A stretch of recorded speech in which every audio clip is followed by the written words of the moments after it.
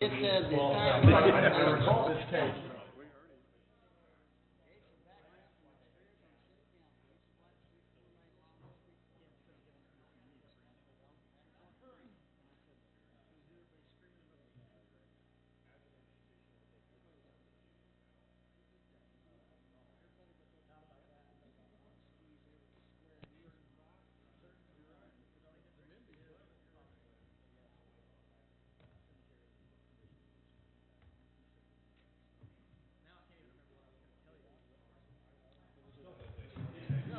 Okay, we ready? Okay. Good evening, everybody. Welcome to the December 9th, 2013 Planning Commission meeting for the City of Fayetteville. I'd like to remind everybody to please turn your cell phones to off or silent.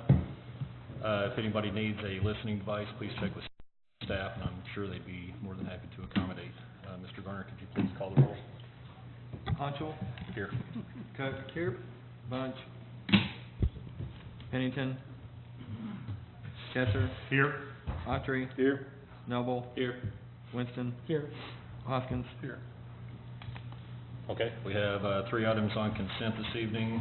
The first item is the approval of the minutes from the November 25th, 2013 meeting. Second item is a vacation 13-4544 for Harvey Hill. And the third item is an administrative item 13-4566 for West Salem Road and Raven Lane. Is there any member of the public that is here to speak to any of these items, or the commission, if anybody'd like any of these items pulled for discussion?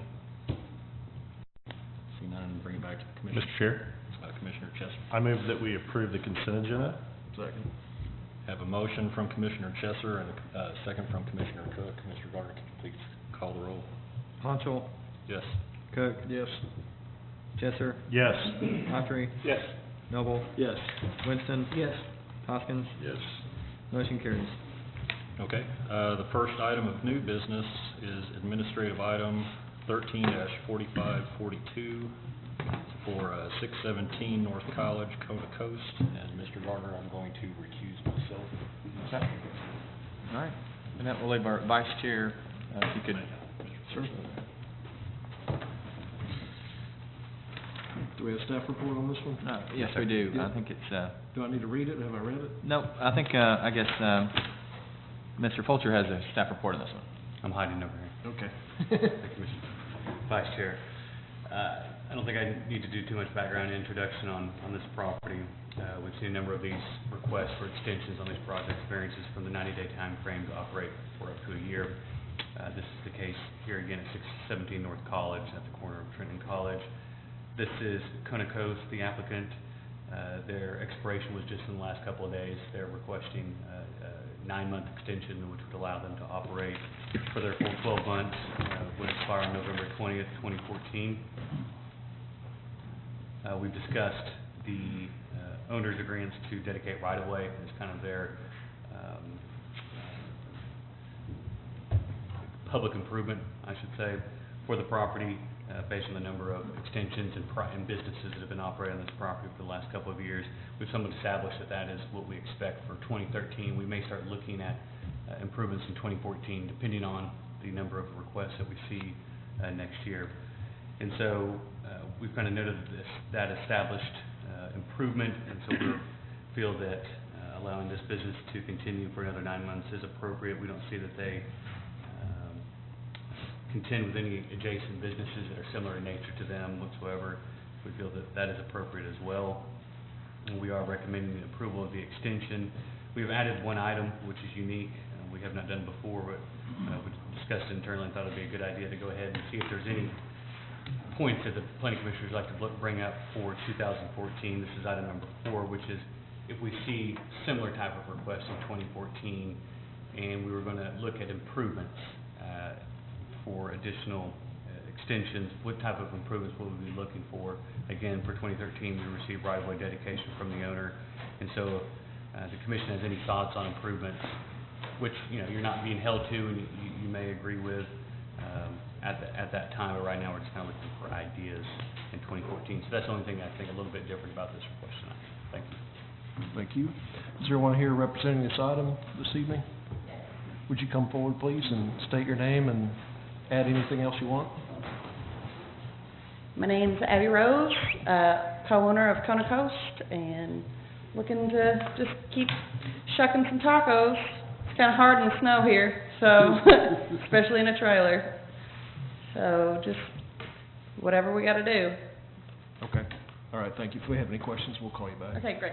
All right. Is there any member of the public here to speak to this item?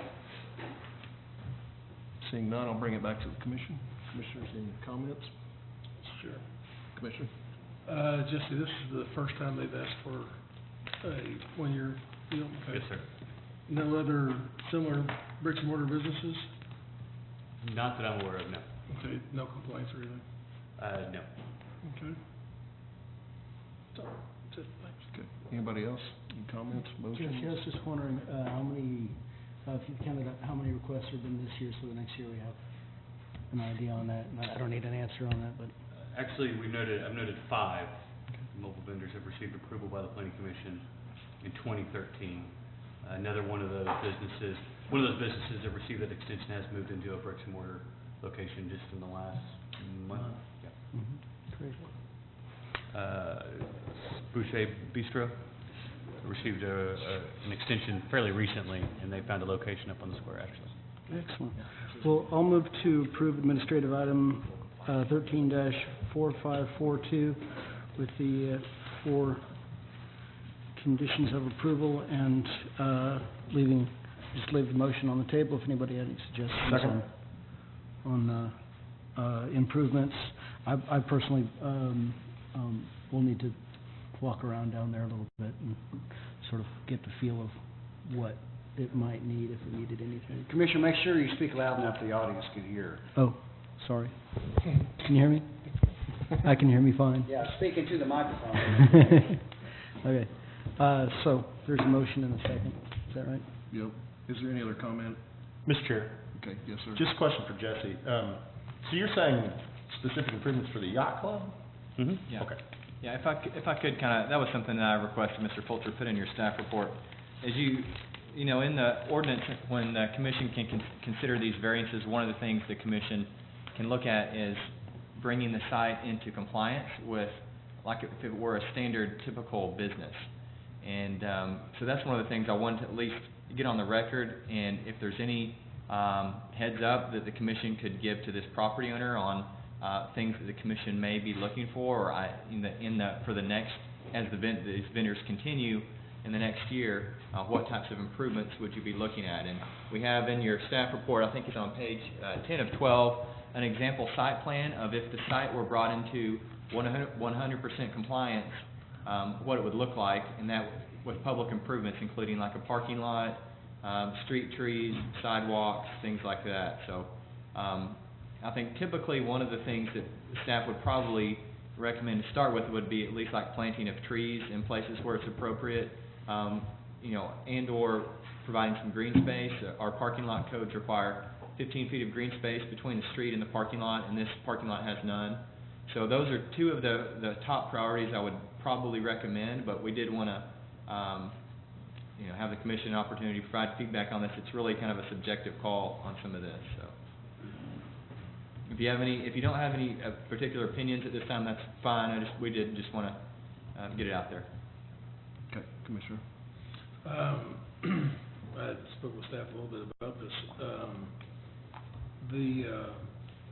The improvements that I would probably be looking for in 2014 is, again, at least partially bringing the parking lot into compliance, but I think something very important is some on-site restroom facilities, place for people to do their business, wash their hands, that kind of thing. And so that's what I'd be looking at for 2014. Okay. Anybody else? Comments? Okay. Ready? If everybody's good, we have a motion and a second. Let's call roll. Honchel, Cook, Yes. Bunch, Chesser, Yes. Autry, Yes. Noble, Yes. Winston, Yes. Hoskins. Yes. Motion carries.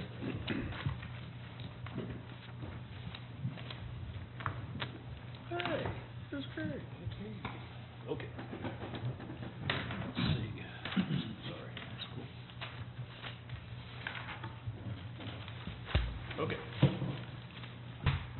Next item we have is, large-scale development, 13-4483 for 1707 West Nettleship, University Brownstones. Mr. Fulcher? Thank you, Mr. Chair. This is a approximately 1 acre lot. This is at the southwest corner of Nettleship and Eastern Avenue. This is 1 block west of Razorback, just off the university campus. Property zoned RMF 24. And the applicants are requesting to construct 13 townhomes. These would be within 2 buildings, so there'll be an 8-unit building and a 5-unit building. These would be considered one common property, and then it's our expectation after speaking with the applicants, they'd come through and subdivide these into townhome units so that they could be owned individually if they so chose. Access will be to rear-loaded garages, 2 separate alleyways. These will be private. Improvements are quite a bit, given the condition of the surrounding streets. Nettleship and Eastern are not improved. They're less than 20 feet wide. There's no curb sidewalks or open ditches. And so they'll be bringing the frontage along their property line into compliance and providing 20 feet of pavement. That's our minimum standard for fire access road. So they'll be providing a little bit of additional pavement on both sides, and then adding sidewalks, either 5 foot or 8 foot, depending on the proximity of the building to the street, street trees, and street lights as well. Lewis Avenue, this is actually a platted right-of-way that was never constructed on the west side of the development. All of this property actually was part of an old subdivision that was platted but never constructed. Potentially as part of a future phase, Lewis Avenue would provide access to some additional property. They're planning on constructing it with this part of the development. This provides them their second point of access out of the one-way driveways. And so there's going to be doing a kind of part of the street they'll be doing 20 feet wide, and then their improvements on their side. And then at some point in the future, when property on the west side of the street develops, that would allow the opportunity for that to be finished out. Parks fees for the additional 13 units are going to be due prior to building permit, approximately $7,280. Parking, there's 39 bedrooms. Parking requirement is 1 per bedroom, and they are providing 39 total spaces for this development. This was discussed at the subdivision committee about 2 weeks ago. Some of our members might have some points to be made from that meeting. We didn't really discuss a lot. I think everyone is fairly in agreement with the conditions and the overall project. One change that we requested at that point was their west elevation, and for those commissioners that are there, they have updated that west elevation to provide the elements that are required by our design standards. With that, we are recommending approval. There are 2 findings for the Planning Commission to make. One is recommendation of street improvements, and that is to bring Nettleship and Eastern into compliance. That's the 20 feet of pavement, curb gutter storm drains, sidewalks, and street lights. Lewis Avenue will be constructed full improvements on their side of the street, because this is a brand new street, 20 feet wide. Right-of-way dedication where necessary to provide these improvements is 25 feet from center line. We will, of course, take account of the existing street construction as we have been doing for the last couple of years, just to note the condition of the surrounding streets, and so that when construction traffic is going back and forth to this site, that any damage to the existing streets are taken care of prior to occupancy permits. Installation of a future street extension sign on Lewis Avenue, because there's a potential for this to continue south and connect to an existing street. And then no parking signs installed along the adjacent streets as determined necessary by the fire marshal. Condition 2 is determination with urban residential design standards. As stated, staff is supporting the elevations proposed by the applicants. Item 3 is payment of park fees, $7,280 for 13 units. We are recommending under condition 5 that they add lighting on the back side of the development in some of these private areas. That's not a requirement to install lighting in a private parking lot or private driveways. We feel that the whole back part of this property is going to be a tree preservation area, and so it's a little bit secluded, and we just felt it was appropriate. We haven't heard any objections from the developer in providing some additional lighting for the residents there. I think the rest of the conditions are straightforward for a large-scale development, and I can answer any questions. Thank you. Okay, thanks. Is the applicant available? If you could, please state your name and tell us about your project. Good evening. I'm Glenn Carter with Blue and Associates. I'm the project engineer. And we have read all of those conditions, and we agree with them, and we have appreciated working with your staff. They've helped us to overcome quite a few obstacles here, and we think it will be a great development right near the university. It would provide some upscale housing for students, professors, you know, within practically walking distance of the university. And we think it'll be a great project, and I'll be glad to answer any questions you might have. Okay, thank you. Is there any member of the public here to speak to this item? Okay, bring it back to the commissioners. Mr. Chairman. Commissioner Winston and Commissioner Bunch and I run the subdivision committee, and Mr. Carter and group he represents were more than willing to listen to any and all suggestions that we came up with. The fact that both Nettleship and Lewis Street will now fall in compliance with the master street plan will be a major plus. The aesthetics of the building will look, I think, very good in that area. We did have one question on that Lewis elevation side, which has been revised, it looks like, and change up that architectural look a little bit. Looks like everything's going to meet all the urban residential design standards, and I think our committee was pretty much all in favor of. Thank you. Okay, thank you. Any other comments? Mr. Chair. Commissioner Thompson. Glenn, can you tell me, I assume you're the person I need to ask this, the driveways behind these buildings, how wide are they? Because I noticed they're one-way driveways. Honestly, I'm not the one to answer that. I'm not sure. I think that was treated as a private drive. So, 20 feet? well, that looks like what the easement is for them, but I'm not sure what the cross-section of the driveway is. The only reason I ask is, on this building to the, looks like the south, west corner maybe? Is that the southwest corner? Okay, southeast corner then. That one.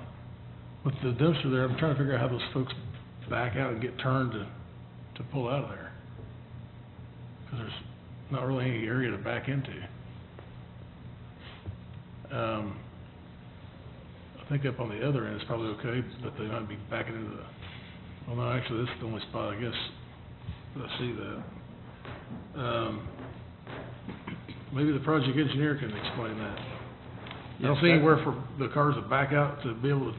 Yes, there's a standard 24-foot aisle there that they can back into, and it will be a little tight with that dumpster there. But we believe there's room for a guy to get in and out. The parking is under the building. It's a driveway and it's a garage and a driveway. So that doesn't necessarily mean that there will be a car there, but there sure could be, and he would need, that last parking space would be the tightest one we have. That's true. I mean, I don't know if that's anything that we need to be concerned with at this level or whatever, but I think you're about to have a potential problem there, but other than that, I'm good. Well, our widths were 16 feet wide, and we had some comments like this, and we made them 18 feet wide to try to help that out. But, yeah, it's still tight, you're right. Okay. Mr. Chair, I'll move to approve large-scale development 13-4483 for Nettleship Street. I think it's a forward. Is this forward too? It's approved. Approved? You guys wrote forward in your No, minutes. it's large-scale development, you approve that. Well, you recommended that it be forwarded, I thought. That was No. the sub. You're right, I'm sorry. Yeah, we did that. Second. We're forwarding to here. Second. I read the wrong thing. And approving it. And so that's finding in favor of design standards and street improvements and the other 19 conditions of approval. Okay. Have a motion from Commissioner Winston and a second from Commissioner Chesser. Any other comments? Mr. Gardner, will you please call the roll? Ponchel? Yes. Cook? Yes. Pennington? Yes. Chesser, Yes. Autry, Yes. Noble, Yes. Winston, Yes. Hoskins. Yes. Motion carries. Okay, the next item up is, large-scale development 13-4524 for Harvey Hill, the intersection of Hill and Center Streets. This item has been, requested to be tabled until the January 13th, 2014 meeting. Just see if anybody's here. Yeah, is there any member of the public here to speak to this item? Okay, seeing none, I'll bring it back to the commission. Mr. Chair, Commissioner Chesser. I move that we table LSD 13-4524 to the January 13th, 2014 Planning Commission meeting. Okay. Have a motion from Commissioner Chesser and a second from Commissioner Cook. Mr. Varner? One quick comment. Certainly. I just wanted to read that, into the record that, this is being tabled because, the project does not meet the currently adopted building height regulations. Okay. Okay. As said, Mr. Varner, could you please call the roll? Honchul, Yes.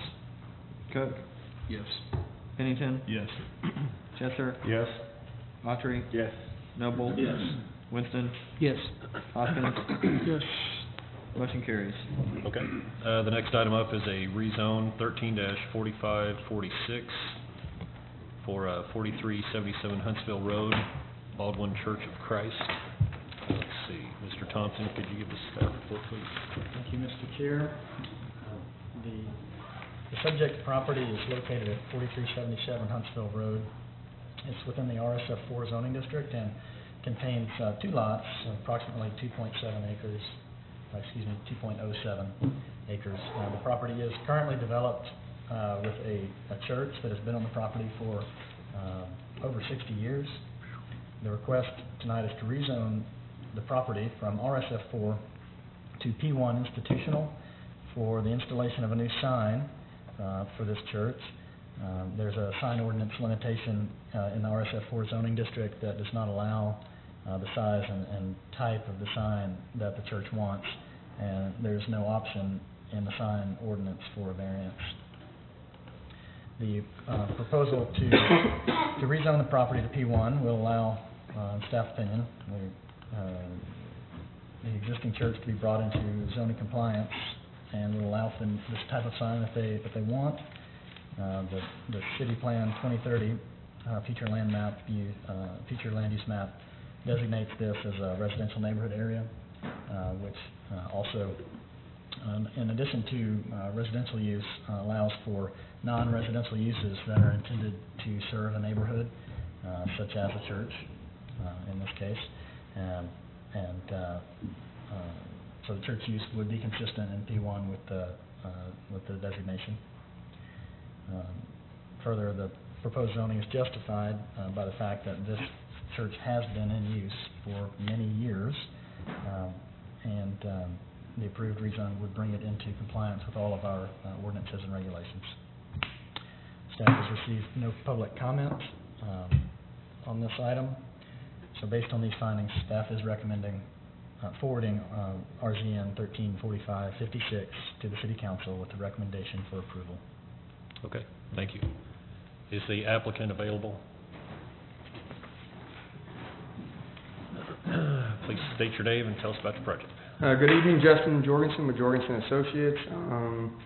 As Quinn mentioned, the church has been in operation for 60 years, and the need for a new sign spurred the rezoning need. So, pretty simple. We've read through all the conditions of approval. We're in agreement. Be glad to answer any questions you guys have. Okay, thanks. Is there any member of the public here to speak to this item? Seeing none, bring it back to the commission. Mr. Chair, Commissioner Cook. I'm going to make a motion Certainly. right off the bat to approve, or to forward for approval, RZN 13-4546. Second. Have a motion from Commissioner Cook, a second from Commissioner Chesser. Mr. Warner, could you please call the roll? Honchul, Yes. Cook, Yes. Pennington, Yes. Chesser, Yes. Autry, Yes. Noble, Yes. Winston, Yes. Hoskins. Yes. Motion carries. Okay, the next item is a rezone 13-4547 for MLK Beechwood Eaton. Mr. Thompson, could you give us a staff report, please? Thank you, Mr. Chair. The subject property is located just south of Martin Luther King Boulevard and west of Arbuckle Lane. The property is with the I-1 Heavy Commercial Light Industrial Zoning District and contains multiple lots, approximately 1.54 acres. The request is to rezone this property from I-1 to CS, Community Services. The property is currently developed with various commercial uses. The neighborhood has been developing, as you know, with rezones and projects recently, and the proposal to rezone this property is associated with those, I think, in that it will allow the property to be used for the type of commercial and residential uses that are becoming consistent with surrounding land uses. So the more this happens, the more it's happening down there, is what it feels like. The city plan 2030 designates this area as an urban center area that is compatible with this type of use. So, you know, this is both the request and the justification for it is becoming outdated in the industry. This type of land use is more compatible with what's happening. So staff is recommending forwarding RZN 134547 to the City Council with a recommendation for approval. Okay, thank you. Is the applicant available? State your name. Good evening again, Justin Jorgensen with Jorgensen Associates, representing the applicant on this, and this piece of property is the same owner as a portion that came through not too long ago to the south, and really when we submitted the previous, she wanted this one in, it just didn't get in time, so that's why we're coming back with this. Feel like it's a reasonable zoning for the area, and I'd be happy to answer any questions. Okay, thank you. Is there any member of the public here to speak to this item? Okay, seeing none, bring it back. Commission? Yes, sir. Commissioner Hoskins? Justin, can I ask you a question? Yes, Is there a reason you guys chose community services instead of urban thoroughfare? No, they didn't specify any to us. That's just what the applicant wanted us to go with. So no specific reason on that. Okay. Quinn, in our future plan or whatever, what is this designated as? Urban thoroughfare or community services? Well, we don't designate it as Well, I zoning mean- distances. It's designated as an urban center area. Yeah. UT would be appropriate in Yeah. that, so would community services. They are similar in that sense. Is that what you're asking? Would it be appropriate to? Yeah. The difference is that community service is smaller buildings, is that what it is? What's the difference between those two zones? Some of the uses are a little bit more dense in urban thoroughfare, or a little bit more intense use. Yeah, part of the difference as well is the size of the buildings. Like if you're doing a big, a large retail center like a Walmart Supercenter, that wouldn't be allowed under community services just because the size of the buildings are capped, I think, at 25,000 square feet. And the other thing as well is urban thoroughfare, you typically, that's more like for a really hard retail corner where you have lots of traffic and we really feel like it may have a lot of vehicles coming in and out of that spot, but that could potentially be a spot here at this spot if that corner ends up developing like that, but we felt comfortable with either one, really.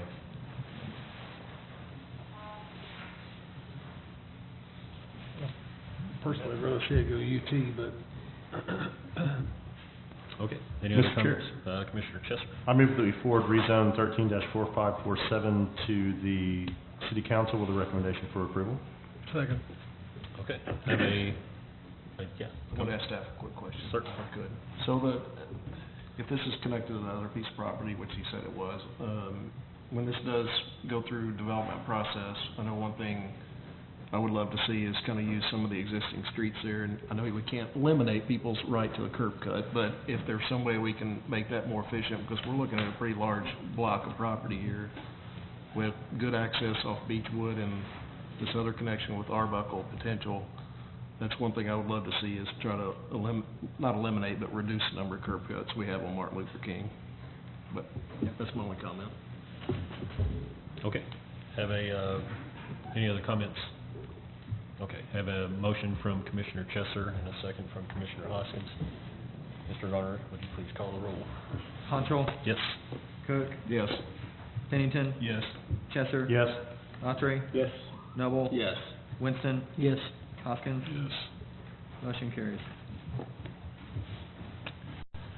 Okay, the next item is rezone 13-4548 for McMillan Estates. Let's see. Mr. Garner, could you give a staff report, please? Yes, sir. This property is located at the southeast corner of I-540 in Weddington. It's about 19.5 acres. It's zoned C2 thoroughfare commercial. In 2002, the property was subdivided and developed for a commercial subdivision. It was called McMillan Estates. And you can look on page 120 in your packet. I've put a copy of the subdivision plat so you can see how the lots were subdivided. Now, there are two internal streets, as you can see here, providing connection from Weddington and to the north and all the way back out to Futrall to the west. Property is surrounded to the west by the I-540 transportation corridor, then obviously Weddington to the north, and directly across Weddington, Casey's General Store is under construction.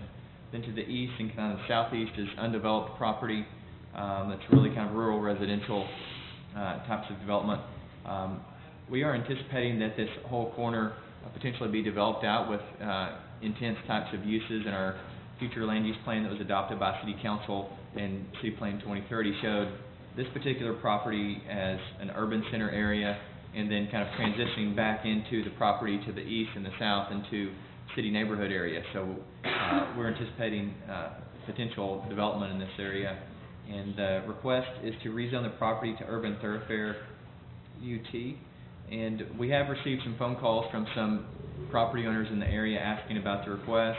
None of the phone calls that I've received had any objections to the request. They, in fact, actually seemed in favor of it for the most part, and just kind of inquisitive, wanted to see what was going on. Staff is recommending in favor of the rezoning. We feel like it's consistent with our future land use plan, the anticipated build out of this area, and also the existing land uses, and we feel like it's appropriate. We haven't had any sorts of comments from our police or fire department or utilities department on any major infrastructure issues with this. It would improvements would have to be analyzed and looked at depending on the types of development. But one of the main differences, I think, between changing from C2 thoroughfare commercial to UT urban thoroughfare is really to change from kind of a suburban type of zoning district to a form-based zoning district where the buildings have to be up at the street and parking has to be more to the side and to the rear. In addition, the urban thoroughfare allows mix of uses. It does allow for apartments, multifamily, retail, shopping, as would be allowed under a regular commercial zoning as well. So we feel like would be a good fit for this area, and we're recommending it be forwarded on to the City Council. Okay, thank you. Is the applicant available? Justin Jorgensen, Jorgensen Associates, representing the applicant on this, and they came to us. They're just looking, everyone knows this property's been sitting as is for a while, looking at a way to market it differently, get some movement on it, and they think that's a very good zoning for it, and if the staff likes it, we really like it, so we'll be glad to answer any questions. Okay, thank you. Is there any member of the public here to speak to this item? Okay, seeing none, bring it back to commission. Mr. Chair, Commissioner. I have one question for staff about the property lines. There's the section to the west that contains the trail, if you're heading towards the freeway, that I thought was part of this property. Is it not, or what's its status? I'm not sure which you Okay, so you've got the biggest square. I'm looking at page 13 and 16. Okay. You've got the biggest square there, and the west property line that we're looking at runs down what's a concrete drainage ditch. The property to the west of that has the walking path in it that runs along Futrall, I thought was part of this property, and so I'm not clear as to whether we've got our lines right on this. I think that's state right of way.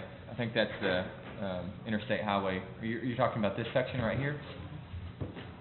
Is like physically on the... No further. No, if you go south from there, see, right there, where you've got that vertical line that swings. This one? Yeah, the property to the left of that doesn't have a black line around it on the drawings that I've got, unless, okay, if you zoom in on, I guess the question is lot 8 included in this? I don't have it in front of me, so I don't know exactly what parcel of the lot, but if that's where his hand is at, if that's lot 10, which is a detention pond, it's unbuildable, it's part of the Okay. drainage. Okay, so that's why you're not including it in Yes, the sir. reason. Okay, great, thank you. Is that it? Yes. Okay. Anyone else, comments? No, make a comment, I guess. It's, Certainly. I guess I'm on traffic tonight, and I know we're not talking development here, but it's another, we've talked about other developments right on the same spot before, and that's, when this does get developed out, I mean, I know there's very limited access. You've got one access directly onto Weddington, and then another one to the Fayetteville Drive, but, I know if we add UT intensity on this, we're really gonna create a log jam there, and that concerns me, but I guess we'll deal with that when it comes through. Okay. Mr. Jorgensen? Just to clarify, Commissioner Winston, that lot 8 is also not in, because it's a different, zoning, and that is lot 10, detention, so just to clarify your question, lot 8. Okay, thank you. Okay. Any other comments? Mr. Chair, Commissioner Chester? this is my neighborhood. I drive past this multiple times a week, and while I share Commissioner Cook's concerns, I don't really think that UT is going to make a substantially different traffic impact than C2. Actually, I'm hoping to make it a little less. May be wrong about that, but I think that's pretty appropriate for this piece of property, and given that, I'm going to move that we forward rezone 13-4548 to the City Council with recommendation for approval. Second. Okay, have a motion from Commissioner Chester and a second from Commissioner Pennington. Any other comments? Mr. Garner, will you please call the roll? Honcho? Yes. Cook? Yes. Pennington? Yes. Chester? Yes. Autry? Yes. Noble? Yes. Winston? Yes. Hoskins? Yes. Motion carries. Okay, next item up is a rezone 13-4552 for Park West. Mr. Fulcher, could you give us a staff report, please? Thank you, Mr. Chair.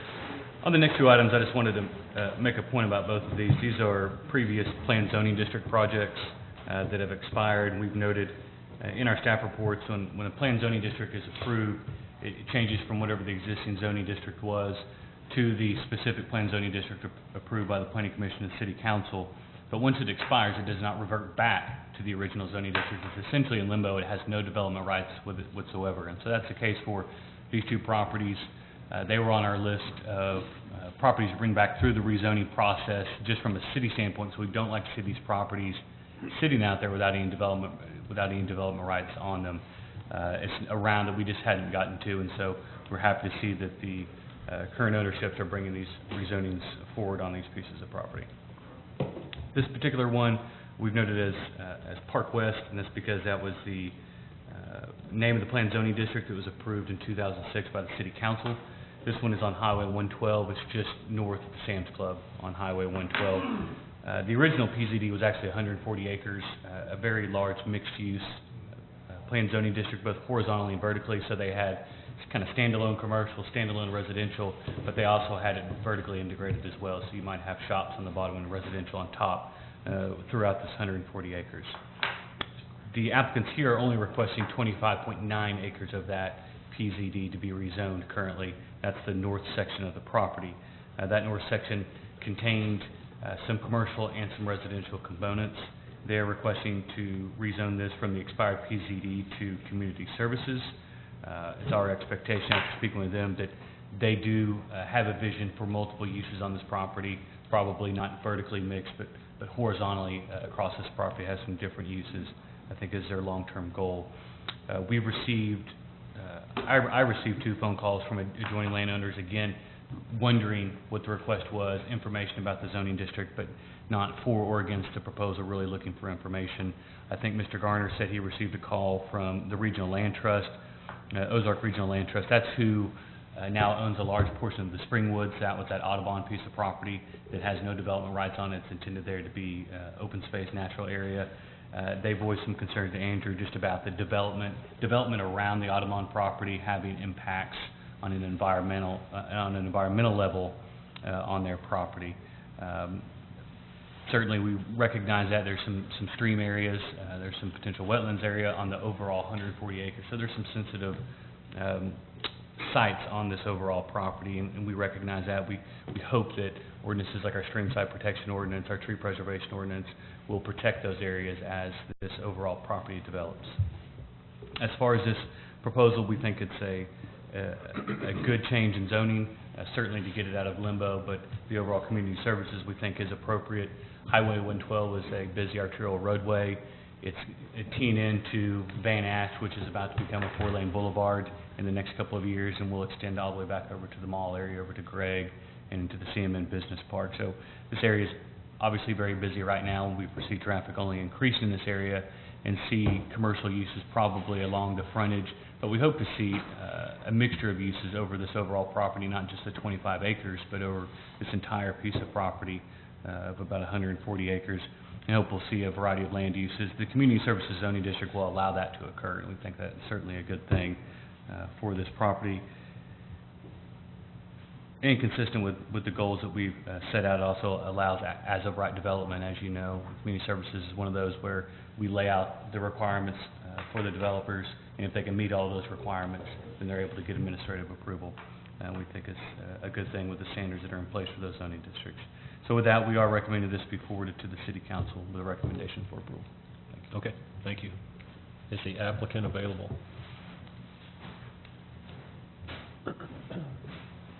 If you could, please state your name and tell us about your project. My name is Bo Wilkins. I'm with Engineering Services Incorporated, representing Legacy National Bank. I've read through the staff report, and I don't have anything to add, so if y'all have any questions, I'd be happy to answer them. Okay, thank you. Is there any member of the public here to speak to this item? Okay, seeing none, bring it back to the commission. Commissioners. Mr. Chair. Commissioner Chester. This question for staff. Jesse, you mentioned that the rest of this large parcel is still in limbo, as it were. Does staff have any plans to make a move on rezoning that in the future? I don't think so. Mr. Garner was kind of heading up that task. I don't know if we have any time frames for those remaining PZDs or not. Yeah, we have all those as the expired PZDs on our to-do list to bring those back through the Planning Commission, City Council to rezone. We just haven't had time to do that on some of these. Could the applicant come back up? Does your client own the rest of Park West, the rest of this land that's right now, as you know, part of a PZD that's expired? Yes, sir. If the bank wants a particular sort of zoning there, then I would recommend they get with our planning department in the near future and work out what would be an appropriate rezoning for that rest of that land, because as you know, we don't want to have land sitting out there that nobody can do anything with. Sure. And so, as the owner, you should have input on what this land should be. It should be compatible with what's around it, but also the owner should have some input. So please ask your client, if possible, to get with planning staff in the near future to discuss the future of the rest of this property. Sure. Thanks. And that is the property that's to the south of the area. That's correct. Discussed. Okay, thank you. Mr. Chair. Commissioner. I just wanted to basically have that conversation take place, and given that I think this is appropriate zoning for this area, I'm pretty familiar with it. I don't think it's far off from what was there before. I'm going to move that we forward rezone 13-4552 to the City Council with a recommendation for approval. Second. Okay, have a motion from Commissioner Chester and a second from Commissioner Autry. Any other comments? Seeing none, Mr. Garner, will you please call the roll? Honchul, Yes. Cook, Yes. Pennington, Yes. Chester, Yes. Autry, Yes. Noble, Yes. Winston, Yes. Hoskins. Motion carries. Okay, the next item is a rezone 13-4553 for Weddington Circle. Mr. Folger, could you give us a staff report, please? Mr. Chair, again, this is a property with an expired PZD on it. This is just over 6 acres. This is right behind the Harps Grocery Store and Arvest Bank there at Garland and North Street. I'm sure most everyone's fairly familiar with this piece of property.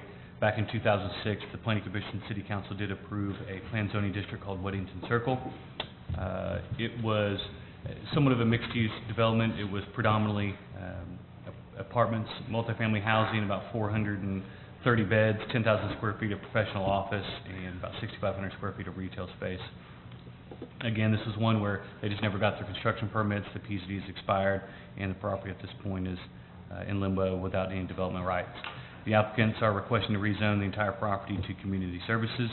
Again, the community services district, fairly consistent with the approval that was already on this property under the Weddington Circle. We think it's consistent. It's along North Street, has access back over to Garland, which is being improved to a 4-lane boulevard. It's adjacent to commercial services and adjacent to multifamily housing. So again, this community services zoning district, we believe, allows the owners, the developers, to mingle uses or provide one or both land uses on this piece of property. It's going to be compatible on all sides of it. So we think this is a great use for the piece of property and are recommending that this be forwarded to the City Council with a recommendation for approval. Thank you. Okay, thanks. Is the applicant available? If you could, please state your name and tell us about your project. My name is Clinton Bennett. I work with CBRE Commercial Real Estate. I'm actually not the applicant, but I have the property listed for sale. The applicant was unable to be here tonight, but he asked me to come in his place. He's read the report, we've read the report, and agree with staff. So if you have any questions, I'll do my best to answer them, but Okay. we really don't have much to add. Okay, that'll work. Thank you. Sir, any member of the public here to speak to this item? Seeing no public, bring it back to the commission. Mr. Chair. Commissioner Chester. Again, this is really, really my neighborhood. I've passed this property 3 or 4 times. You live all over town, man. It's just right down the road, same road. How many houses you got in this town? I know where you live. Yeah, you know where I live. I pass this piece of property 3 or 4 times a day at least. In the same situation, I feel like this is appropriate, but Jesse, did you say it had access to Weddington? With direct access to North and then access to Garland, where they're going to correct that Mountain Comfort Garland intersection, James Street that comes out there. Sure. So they'll go out into Jamesville, they hit right on. But while it's hard to see on this picture, but while it connects to Weddington right there, I would say it doesn't have any practical access to Weddington. I'm not sure that that's something we need to consider at this time, but if we turned on the topo map, you would see that dark line kind of down the middle is a draw, and it goes almost straight down. I mean, not straight down, but it's a significant slope down there. I'm sure that the property owner could develop it if they did quite a bit of landform work. Even so, I still think this is probably pretty appropriate given where it is next to Harps and everything. I'm not going to make a motion yet because I'm sure people may want to discuss it, but I think it's perfectly appropriate. Thank you. Okay, any other comments? Mr. Chair, Commissioner Hoskins. I'd like to make a motion.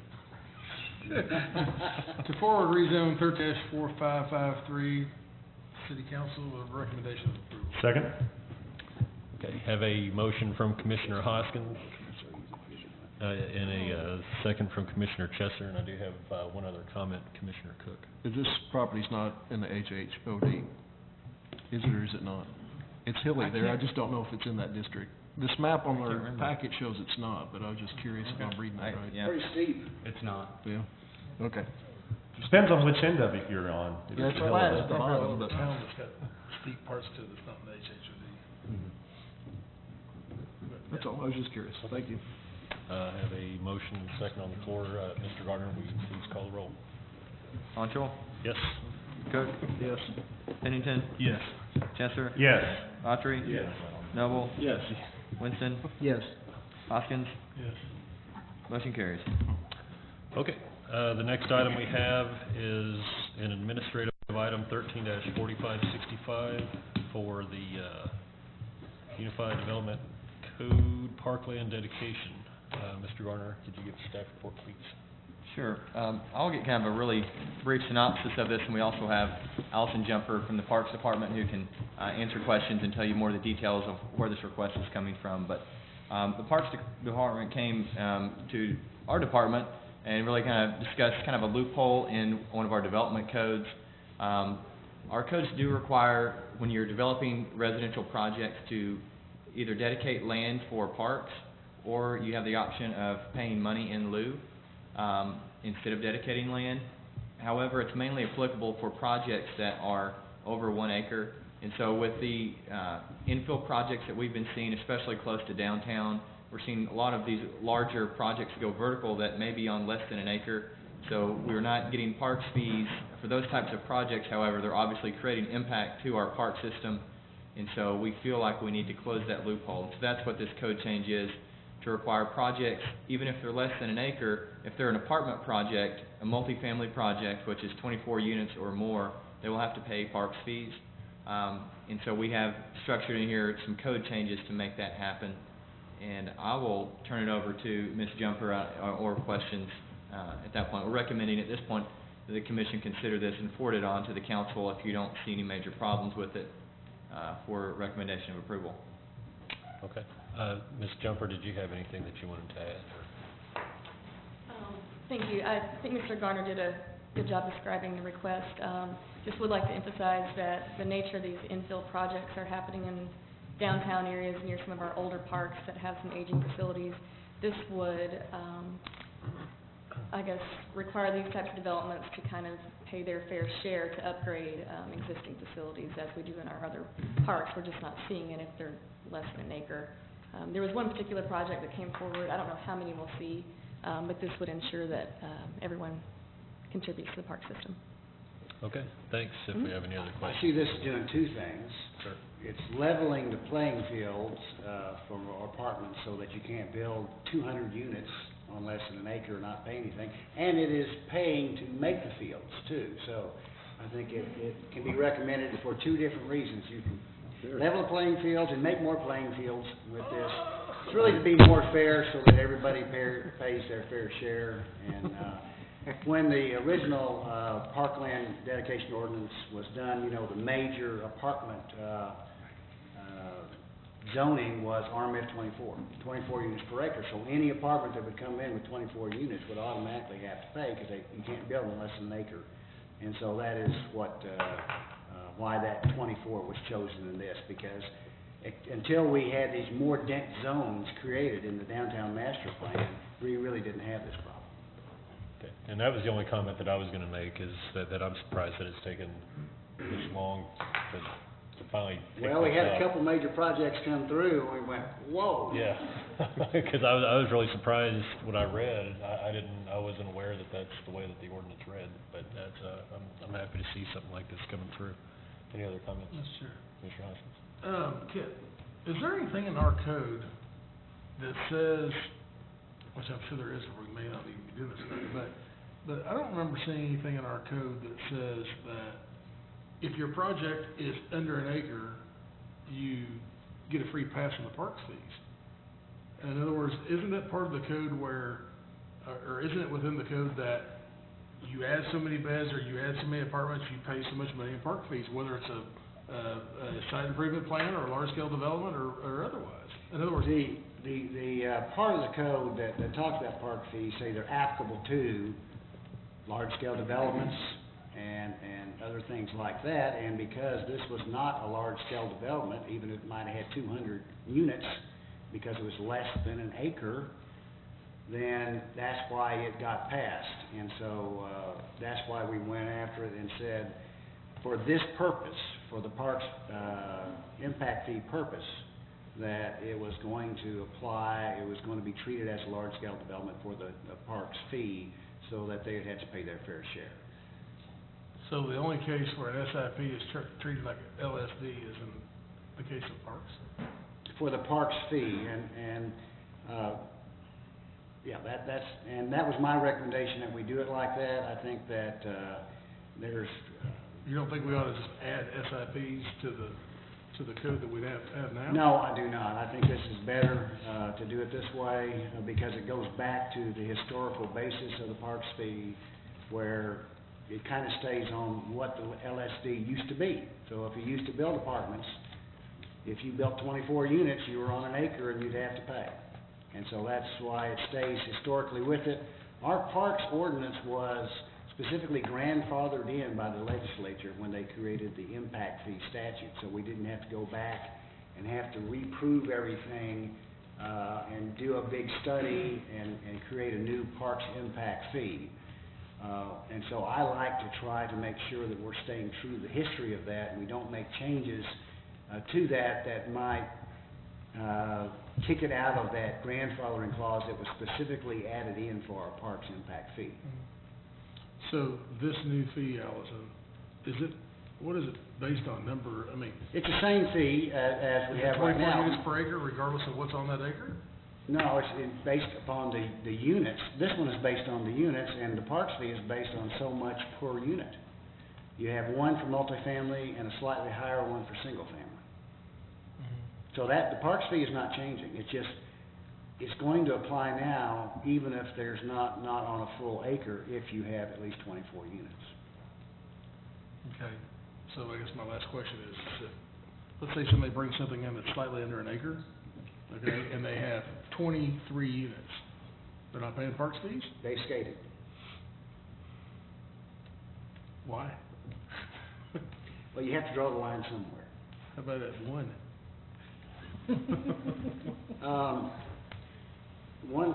This is fairly complicated, but one of the reasons that we were able to get the parks fee grandfathered in is that the developer would always have the right to dedicate land instead of paying the parks fee. Mm-hmm. If you have land, it's got to be good enough for parks area. So if you have a single unit, the parks area would not be big enough for the parks department to be willing to take it. And that's why, but with 24 units, it would be big enough to actually have a little tiny pocket park. So it still provides what we guarantee to the legislature would remain, which is the option of the developer to dedicate land instead of paying the parks fee. And so that's another reason to go with this level, because at 24 units, they would actually be big enough for a small park. Now, I can tell you, especially in the downtown area, they're building on every square inch. They're not wanting to do a parks. Well, they may not be after last Tuesday, but there may be parks for that. I don't think that probably that would work as park space, but you have to ask Allison on that. He's talking about the new setback. Probably player in front of the city. Okay. All right, thank you very much for that explanation. I'm good. Mr. Chair, Commissioner Chester. I move that we forward administrative item 13-4565 to the city council with a recommendation for approval. Second. Okay, have a motion from Commissioner Chesser and a second from Commissioner Pennington and a comment from Commissioner Winston. I just had a question for staff about, it seems like there's a trend towards building units that have several bedrooms, 5 bedrooms or something like that, and each one's rented out to a student. And then there's also units that have a single bedroom, a small apartment type situation. And it seems like the impact is much greater from the 5 bedroom than the 1 bedroom, but they're being taxed the same way. Why would we look at this in terms of units instead of number of bedrooms? That might be a question better for our city attorney on that, because it goes back, I think, to the history of the ordinance. Well, part of it also is administrative ease. That's one reason I think probably single-family housing units have to pay a slightly higher park fee or dedicate slightly more than multifamily, because normally you have more bedrooms in a single-family home than you do in an apartment. There have been studies done that our Parks Department has done about how much parkland should be there depending upon these different kinds of uses.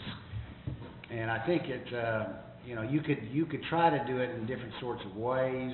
I think it's more difficult though when you go in and start trying to count bedrooms. You might find developers saying, oh no, we got 2 bedrooms and 2 studies. Not that they would ever do anything like that. But it's just a little bit easier probably to count units, which are much more clear. They've got a kitchen, they've got a bathroom, we know they're a unit. And that's historically what we've done. We've never tried to count bedrooms, but it does come out when they do the studies about how much a multifamily unit should be charged as opposed to a single family unit. So if they have a ton of multifamily units that have 4 bedrooms, I don't know if any have 5 at this point. Remember, we kind of allowed that in special circumstances. It never happened. So we're at 4 or 3 in multifamily. So I just think that it's probably much easier administratively, and that's the way we based our system of what is the proper amount to charge, is we based it on units and not bedrooms. Thank you. Okay. Any other questions or comments? Seeing none, we do have a motion. Was there a motion on this? Yep. Chester Pennington, second. Okay, all right. If you could, please call the roll. Monchel? Yes. Cook? Yes. Pennington? Yes. Chester? Yes. Autry? Yes. Noble? Yes. Winston? Yes. Hoskins? Yes. Motion carries. Okay. The next item is administrative item 13-4331 for urban agriculture code amendments. And we have Mr. Niergarten to speak to this item. To give us their report, please. Good evening, Commissioners. My name is Peter Niergarten. I'm the Director of Sustainability and Strategic Planning for the City of Fayetteville. The proposed ordinance changes before you, I'll refer to them as the Urban Agriculture Ordinance, which is their common name that they go by. They propose to amend chapters 151, 162, 163, and 164. And I'll attempt to explain to you what all those changes are about. But first, a little background. In Fayetteville, we've seen a growing interest in the past number of years related to local foods and food security issue. Much of that food security concern has been raised due to the fact that we see a high number of Washington County residents who are defined as food insecure, meaning that they lack consistent access to healthy food so they can lead active lifestyles. We also, in Washington County, have the second highest SNAP or food stamp usage in the state of Arkansas. You combine those statistics with the fact that much of the food that we eat today travels over 1,500 miles from farm to plate and loses much of its nutritional value during that trip, and you begin to recognize that we have an opportunity to correct some of these food security issues and support a more robust local food economy. In response to these issues, late last year, 2 local organizations, Feed Fayetteville and the Fayetteville Forward Local Food Groups, commissioned a couple of surveys seeking community input on what the city could do to deal with some of the food insecurity issues that I identified and also help support access to local healthful foods here in Fayetteville. They ranked priorities in their surveys as being, from the input that they received, the first priority was review the Unified Development Code to recommend changes that would increase and ease citizens' ability to produce food. The second priority was explore the possibility for expanded opportunities to sell food on site where grown or where produced. And the third priority was review the animals and fowl ordinance for possible increases in the type and number of animals permitted. In response to these surveys, in March of this year, the City Council took up this issue and passed a resolution requesting that staff work with stakeholders to look at these recommendations from the surveys and also look at the Unified Development Code, specifically in ways and recommend changes that could allow residents to raise more farm animals and sell more crop and animal products on non-agriculturally zoned lands within the City of Fayetteville. So my department, the Sustainability and Strategic Planning Department, began working with a group of stakeholders. There are urban farmers, agricultural law experts, farmers market representatives, and food security professionals. We began a 6-month stakeholder input process to try to come up with some solutions to some of these issues that I have presented to you. And the recommended changes are broken down into 2 areas, on-site sales and animals. The survey respondents and the stakeholders felt really strongly that it was important to create easier ways to sell products, locally produced products, at a small and medium scale. So in order to do that, a couple of changes that are being recommended. The first is to Chapter 164.10, which is the definition which defines garage sales in the city of Fayetteville. The recommended change is to add agricultural and produce sales to an allowed use under that definition of what is a garage sale. Garage sales are allowed by right in all residential zoning districts throughout the city. They can be you can have a garage sale up to 4 times per year, no longer than 3 days in duration. So this change would simply add agricultural sales to that, to allowed garage sales. The second change is to Chapter 162.01, which is use units, and specifically changing the use unit of home occupation. And it would, similar to garage sales, it would insert sale of home-produced agricultural products as an allowed home occupation under that conditional use. Home occupations are, or under that use unit, home occupations are conditional uses in all residential zoning districts within the city of Fayetteville. So anyone seeking to do this type of activity would have to come before you all and ask for a conditional use. The third change under sales is a change to Chapter 163.08, which defines the use conditions for home occupations, and that change simply clarifies that you could operate this type of a home occupation not only in your home but also in an accessory structure on your site, for example, a garage or an accessory dwelling unit, if you had one on your property. It also allows for small signage no larger than 3 square feet to advertise your products. So now I'll jump to the recommendations on animals. During the discussion on animals, stakeholders quickly identified and felt really strongly about the fact that there ought to be greater allowances for animals as property sizes get larger. Right now, Fayetteville's animal and fowl ordinance allows 4 hens on any single-family residential property inside the city of Fayetteville, no matter if it's a teeny tiny lot in the historical district or a large 1 or 2 acre lot, perhaps in a big larger subdivision somewhere else in town. So all of the recommended changes for fowl, for bees, and for goats abide by that principle that as your lot gets larger, you're allowed to have more animals. I'll also add that for all the animals we're proposing under this ordinance change, the proposal is that the animals are only allowed on properties that are single-family residential in use and educational in use. All ordinances require that animals, that coops, beehives, and goat houses or goat shelters be kept in the rear yard or the side yard. They're not allowed to be in the front yard. And then the ordinance requires that all animals be kept in a neat, sanitary, and humane condition.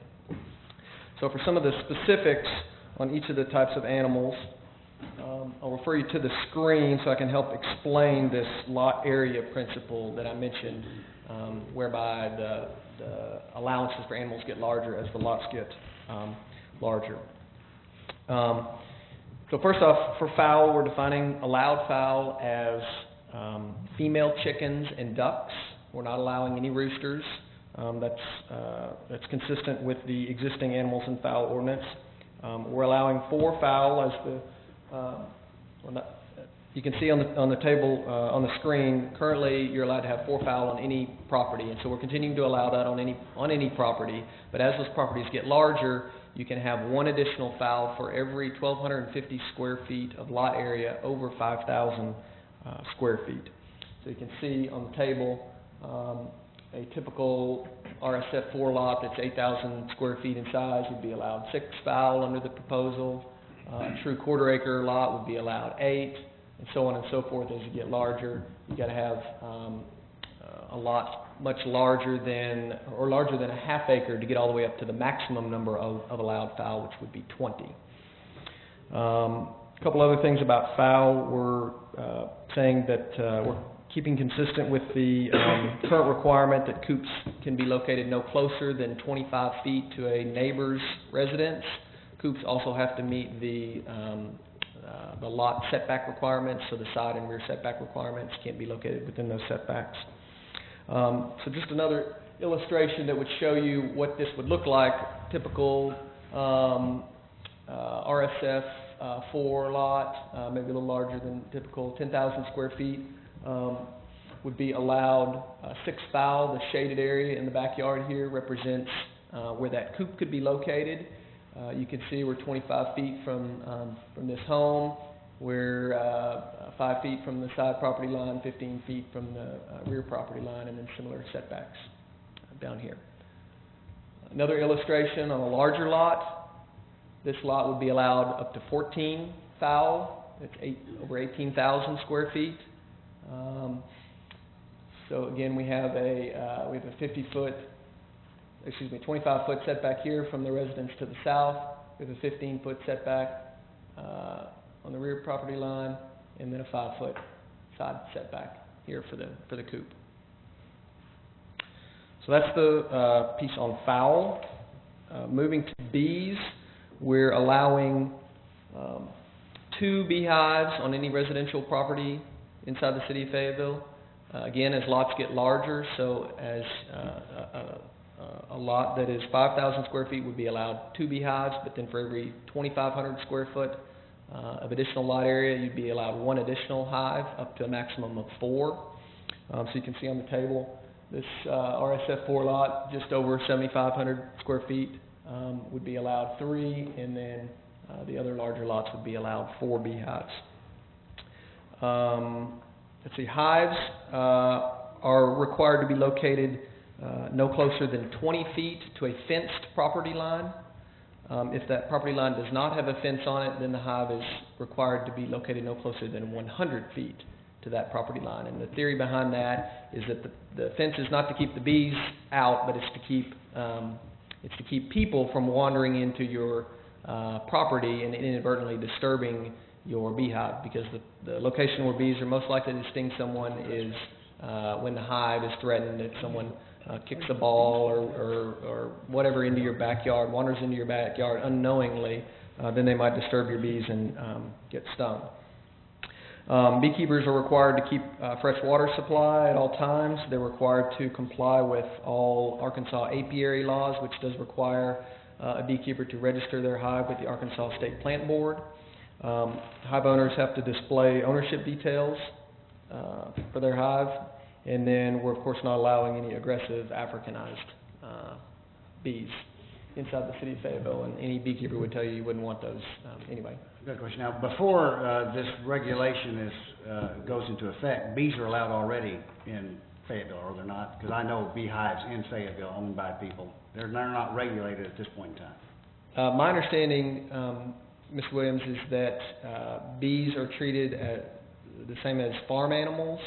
The interpretation from the zoning and development administrator is that they would be interpreted as farm animals. These are livestock we're talking about then? Bee livestock? Because the primary purpose would be for production of honey, they would be treated as other livestock and wouldn't be allowed on any lands outside those that are zoned agricultural. Thank you for clarifying that. You're welcome.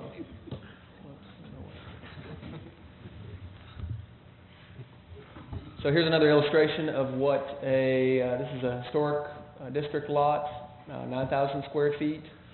We're assuming there's a fence on 3 sides at least of this property, and you can see the 20-foot setback from that property line on all sides, and the shaded area would be where that property owner would be allowed to have up to 3 beehives on their property. Okay, moving on to goats. The The regulations on goats state that we're only going to allow dwarf and pygmy goats inside the city of Fayetteville. These are the smaller goats with a maximum size of about 85 pounds and about 2 feet tall. We're only allowing female goats, no bucks. The Urban Ag Stakeholder Group felt very strongly that this ordinance was about providing food, and female goats, of course, can provide milk that can be made into cheese. And so that was the rationale with only allowing females. Goats are required to be registered with the USDA and display USDA ear tags at all times. Goats are going to be treated a little differently than bees and fowl. We're only going to allow goats if you have a lot larger than 10,000 square feet. And when you have a 10,000 square foot lot, then you're allowed to have 2 goats, and we're actually requiring that if you have 1, you have 2, because goats are social animals, and they prefer a companion, and they're less likely to make noise if you have 2 rather than 1. So if you have 1 goat, you have to have 2, and the minimum lot size is 10,000 square feet. When you have 15,000 square feet, then you're allowed to have 3, and 3 is the maximum. And then with goats, your house or shelter for your goats is not allowed to be located closer than 50 feet from your neighbor's residence. Typical suburban RSF4 lot, 8,700 square feet in size. See no shading. They're not allowed to have any goats on this property at all. Larger property, 15,000 plus square feet. This property would be allowed to have up to 3 goats, and that their shelter would be allowed to be kept inside this shaded area right here.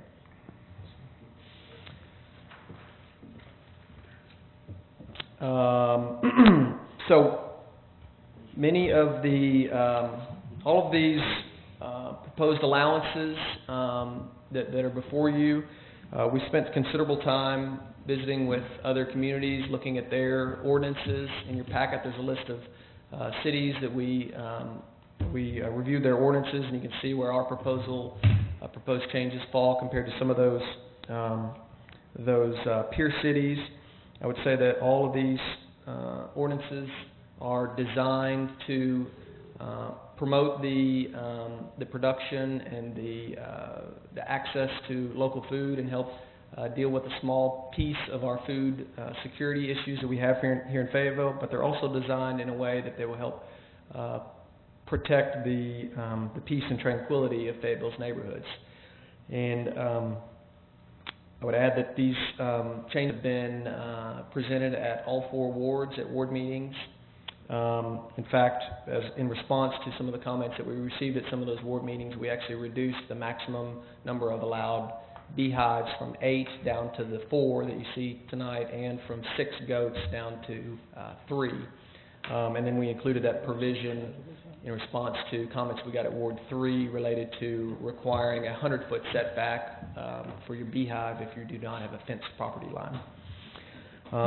The final thing that I'd like to add is much more of a kind of an FYI. It's related to subdivision covenants. None of these ordinances in any way supersede or overrule or have authority to negate anyone's subdivision ordinances or covenants, Many newer subdivisions have covenants that state that farm animals and livestock are not allowed in those subdivisions. Many of those subdivisions were built after the 1950s. On the screen up here you can see the green dots are all the properties in Fayetteville, all the single-family properties that have lots larger than 10,000 square feet, so they would be allowed 2 goats, 8 fowl, or 4 beehives. But then overlaying with that is shaded in yellow, and those are the subdivisions that were platted after 1950. Many of those subdivisions, as I mentioned, have these covenants that restrict farm animals. So while there may be a lot of green dots on there before anyone goes out and starts investing in goats or chickens, I want to encourage folks to be sure and check their subdivision covenants and make sure that they're not forbidden from having farm animals because of those covenants. So in closing, I would say that the staff recommendation is for approval and forwarding of the administrative item 13-4331 to amend chapters 151, 162, 163, and 164 to the Fayetteville City Council. Okay, thank you. If we have any questions, we'll bring it back up. I'm sure we will.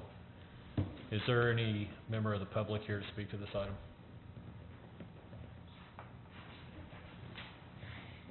Okay, if you could please state your name.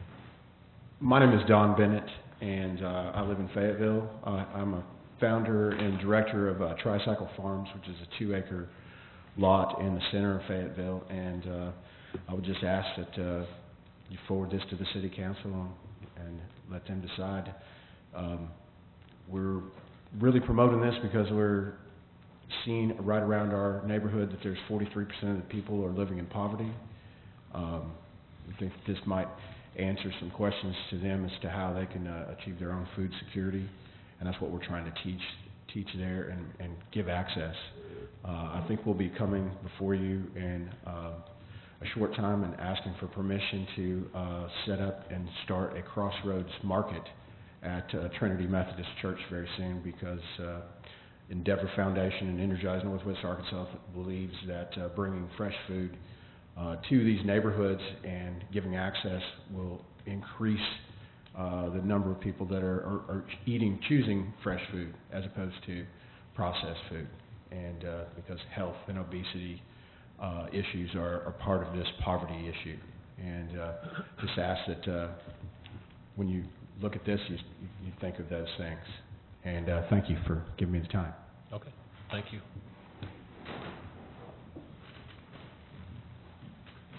Hi, if you could, please state your name.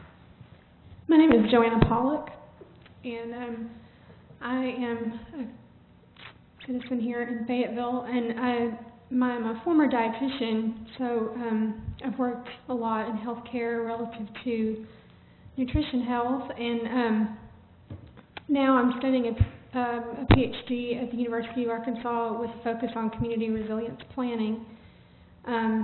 And in light of all that, and also having been an involved member of Tricycle Farms and the effort there, I hope that this passes. I've been a part of the committee, and I think they've done a great job. And, you know, we've given a lot of consideration about, you know, how to be reasonable to many different people's interests. And just from looking at the diagram, it looks like mostly, I think it would be Ward 2 and Ward 4 that would mostly be allowed to take advantage of this.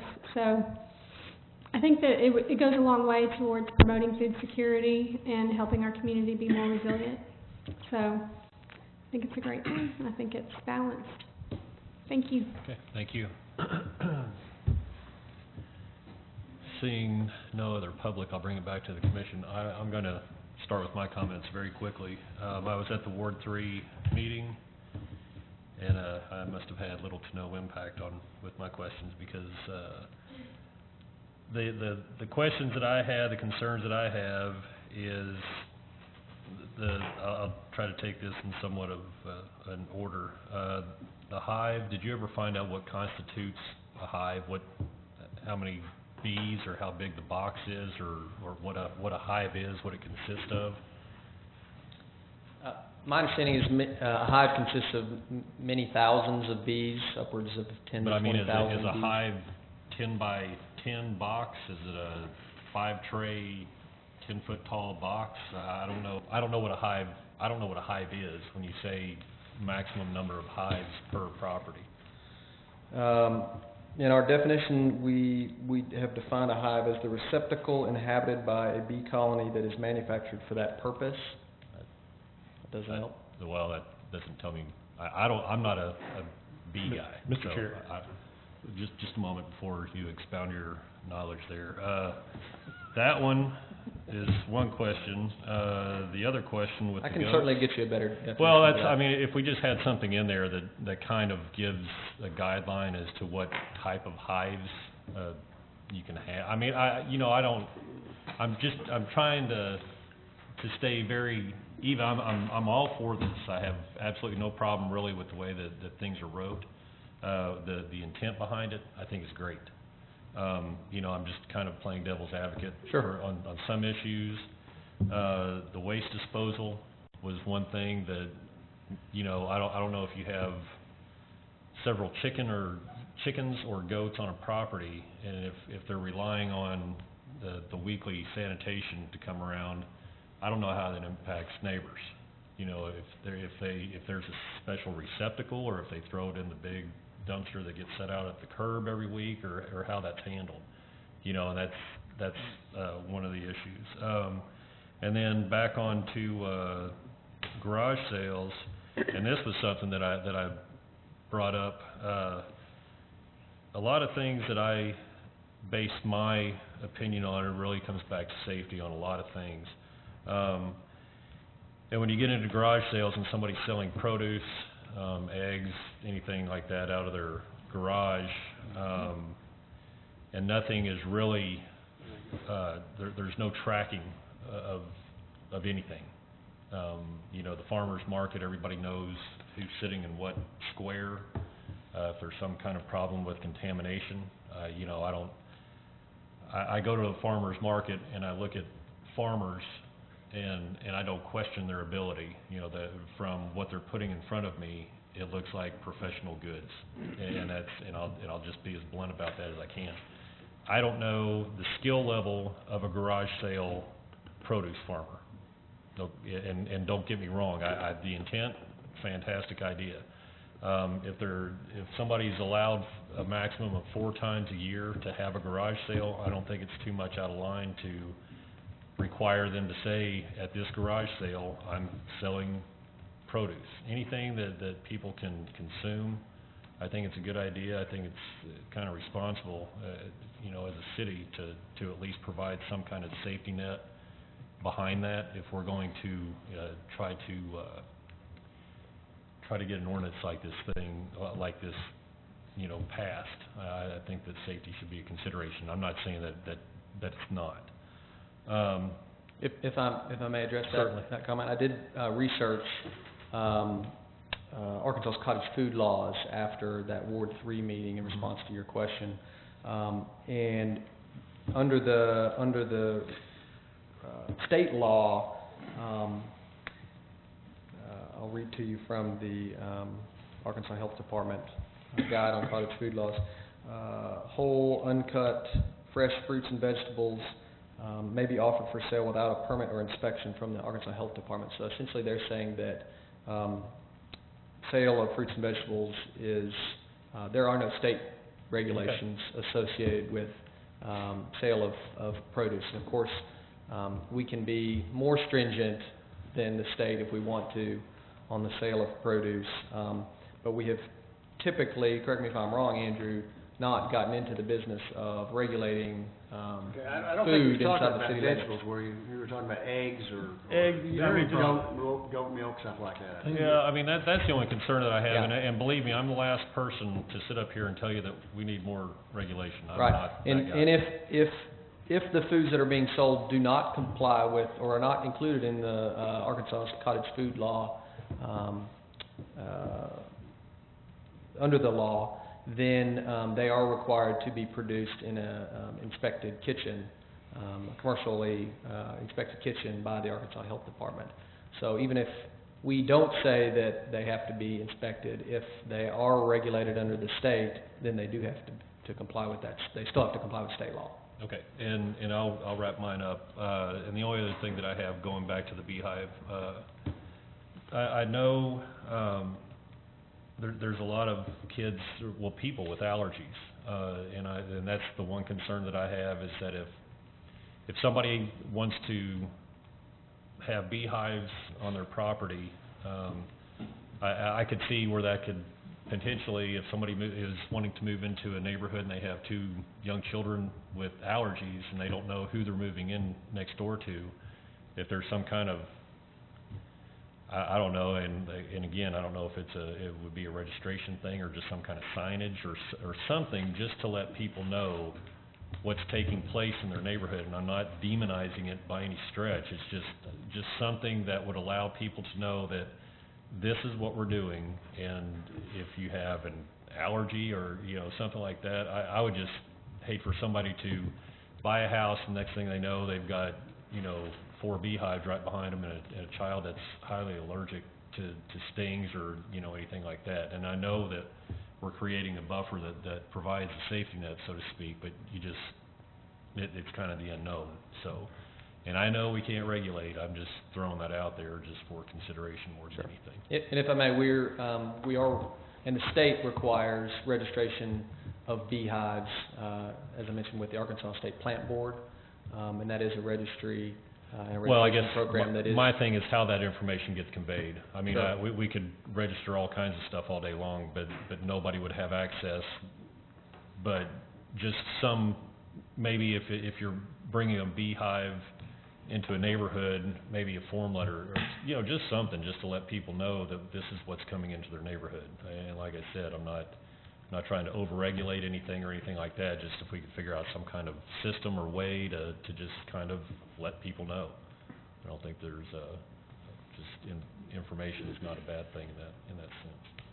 And with that, I'll open it up to the commissioners. I know they have questions. Commissioner Hoskins?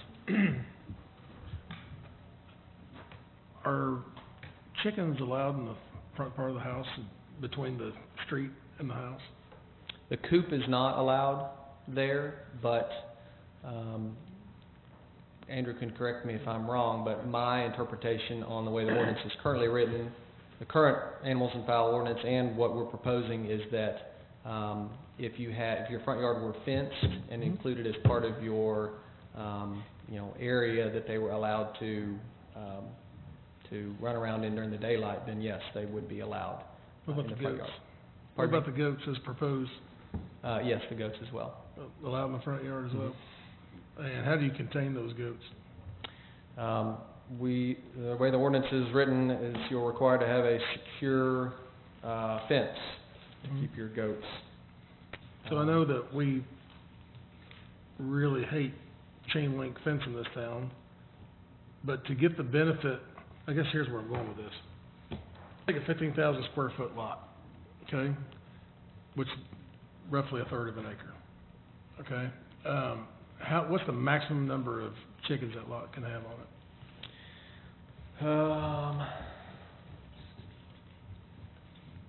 Keep that out, because I'm going to ask you about goats and bees next. Yeah, so they'd be allowed 3 goats.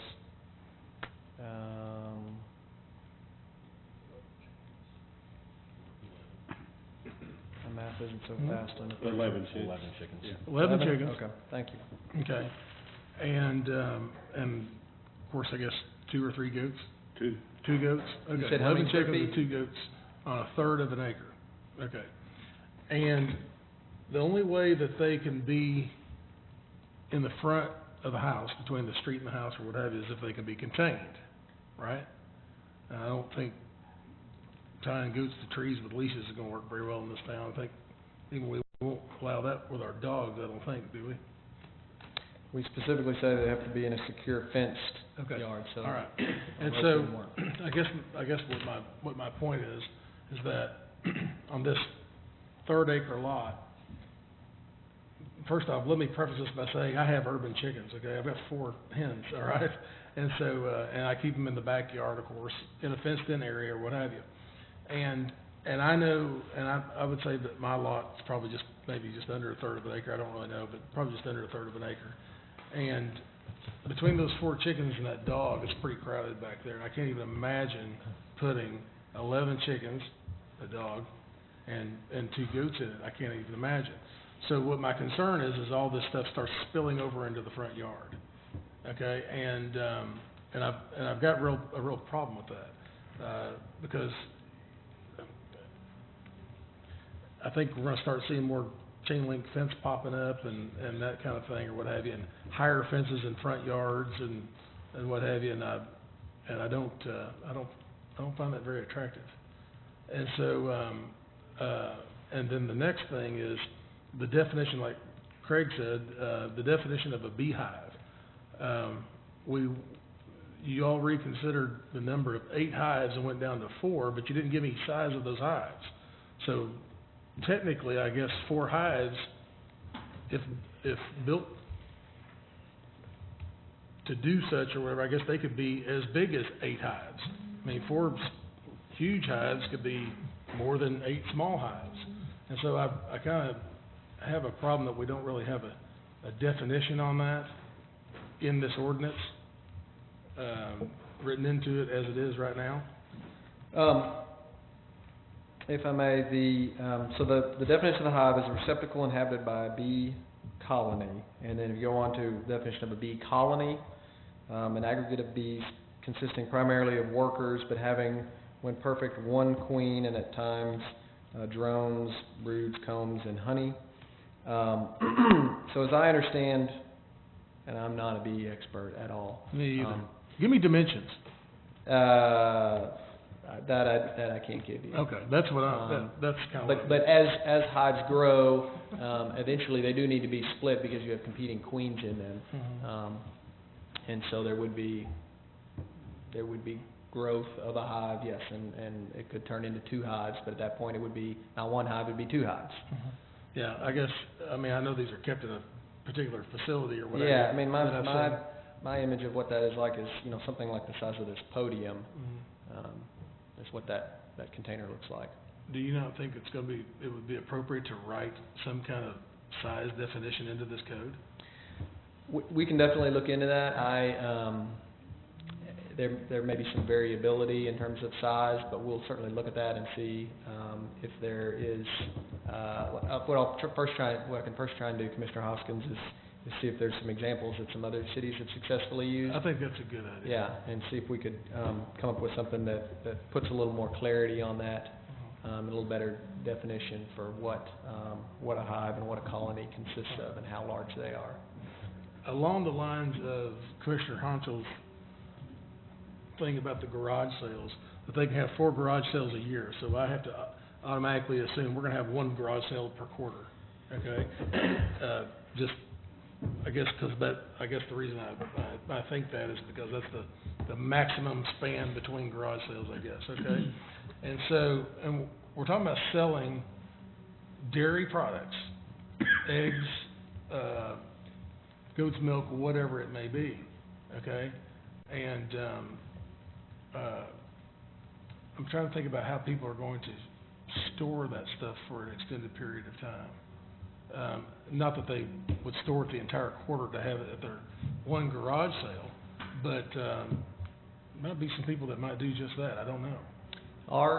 When we were thinking through coming up with the changes related to sales, the thought process was that the garage sale, 4 times a year, would be more of a provision for dealing with surplus related to, the harvest, maybe lots of zucchini or okra in late summertime. And if someone were selling eggs or milk or something like that was more of a regular type sale item, then they would likely not use that garage sale option, that they would go towards the home occupation option, which would require the conditional use, and then they would be allowed to, assuming approved, they would be allowed to sell on a regular basis and not have to deal with this storing issue that you mentioned. So I really don't think it would be practical for someone to think the garage sale provision would work for their eggs or their milk because of that very storage issue that you raised. All right. So the garage sale version, or the garage sale part of this or whatever, is, in your mind, is more relevant to produce or what have you? Yeah. Okay. I guess, okay. Does it belong in the same part of the code as this then, or not? It is a different chapter. It's chapter 164. Yeah. It's all part of the Unified Development Code. Okay. But that's where garage sale sits currently, so like I said, well, I guess what I'm saying is the produce and all that stuff, should that be in one chapter of the code and then the regulations on livestock be in a different chapter? In other words, what do the two really have anything to do with one another, I guess? Well, they are in different chapters. Okay. The proposal is for them to be in different chapters. What they have to do with one another is they were identified, both were identified issues as being barriers to urban agriculture and helping to deal with some of the food security challenges that we have. in Fayetteville, and so both, they were brought forward together as part of this urban agriculture ordinance, if you will. And really, it's not an ordinance, it's a series of changes to existing ordinances. Right. Did you, you guys use other cities as a model for this, I noticed. Yeah.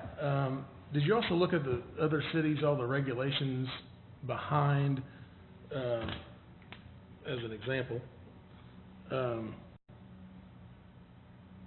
Atlanta, Georgia, for instance, number of foul, 25 maximum. Did you also look at the underlying requirements for that maximum 25 foul? We did. We have a huge spreadsheet all that over has... the board, I guess? Pardon me? Everybody's got kind of a different thing going on? Yeah, and, we found about, 40 to 50% of the cities require some kind of a permit, and the rest of them, about 50%, are by right on their animal allowances. Some have property line setbacks, some have, their zoning district setbacks, some have just set maximum numbers, similar to how Fayetteville says, 4 fowl right now on any property. Other cities have this lot area allowance, so as lots get larger, they're allowed to have more animals. It's really, it's quite diverse across the board.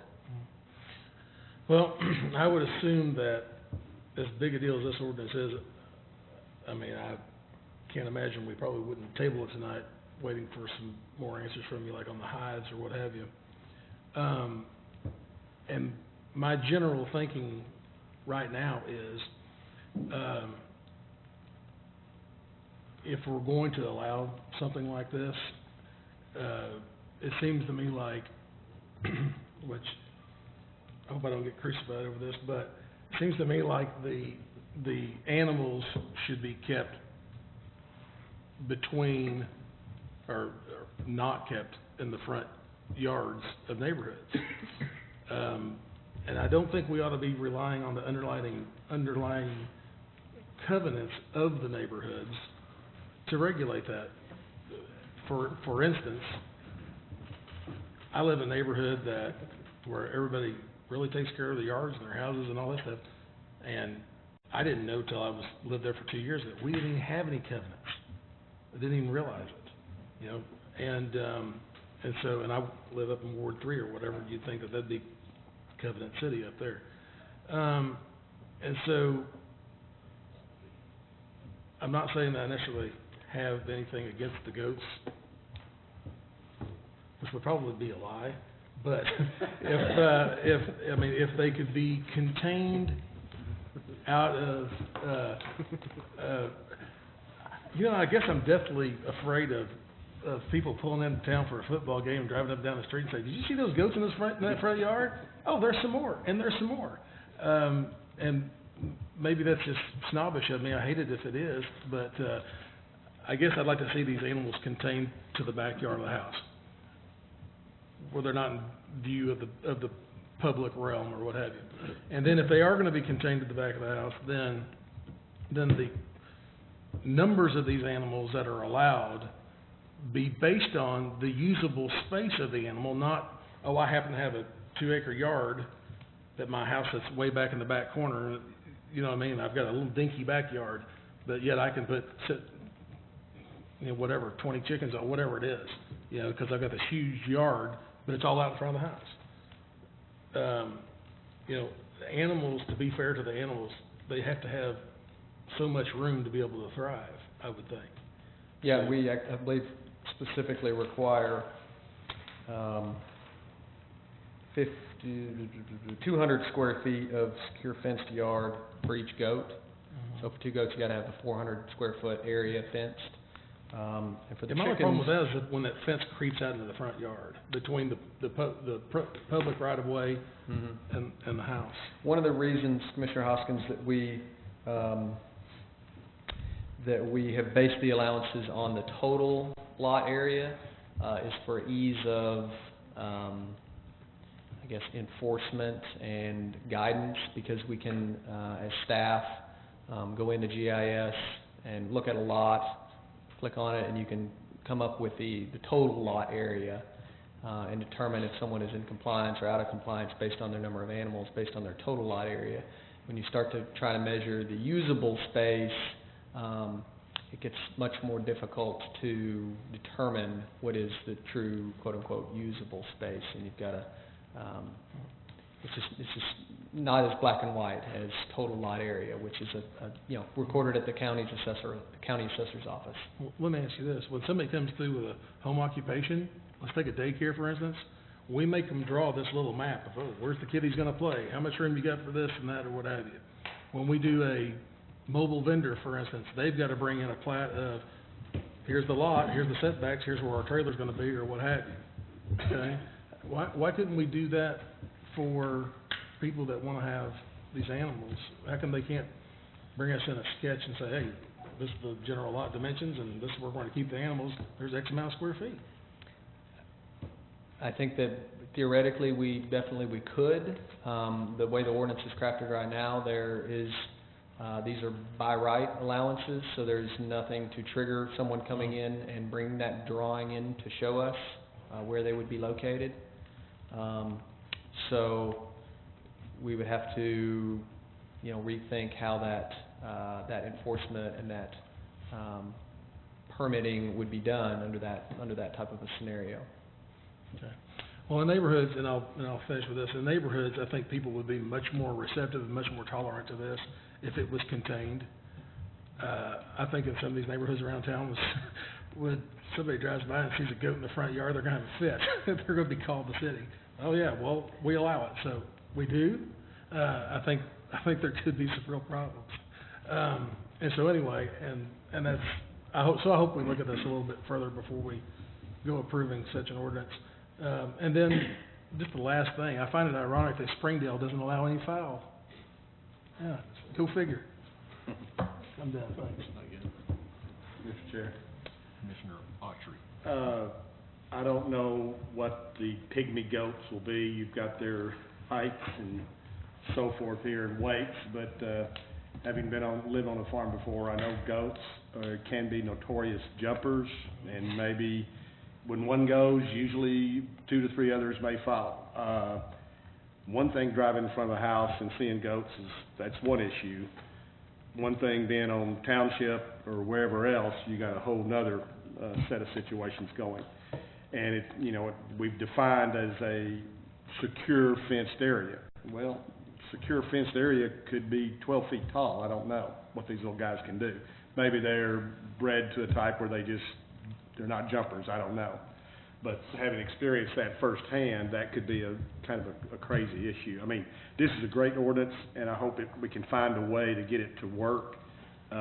Maybe we just need to have some additional definitions and, bring it back one more time so that we can tweak it just a little bit. But as far as the principles behind it and everything else, I would be all for it, but, we just don't want, I guess the goat thing is kind of weirding everybody out. I don't know.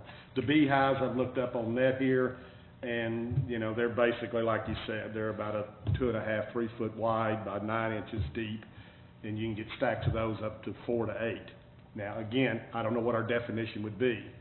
And if you have some young child that bumps into it, not knowing what in the world it is, that could be a very, very nasty situation. So, some way to tweak it a little bit would all my request would be. Thank you. Yes.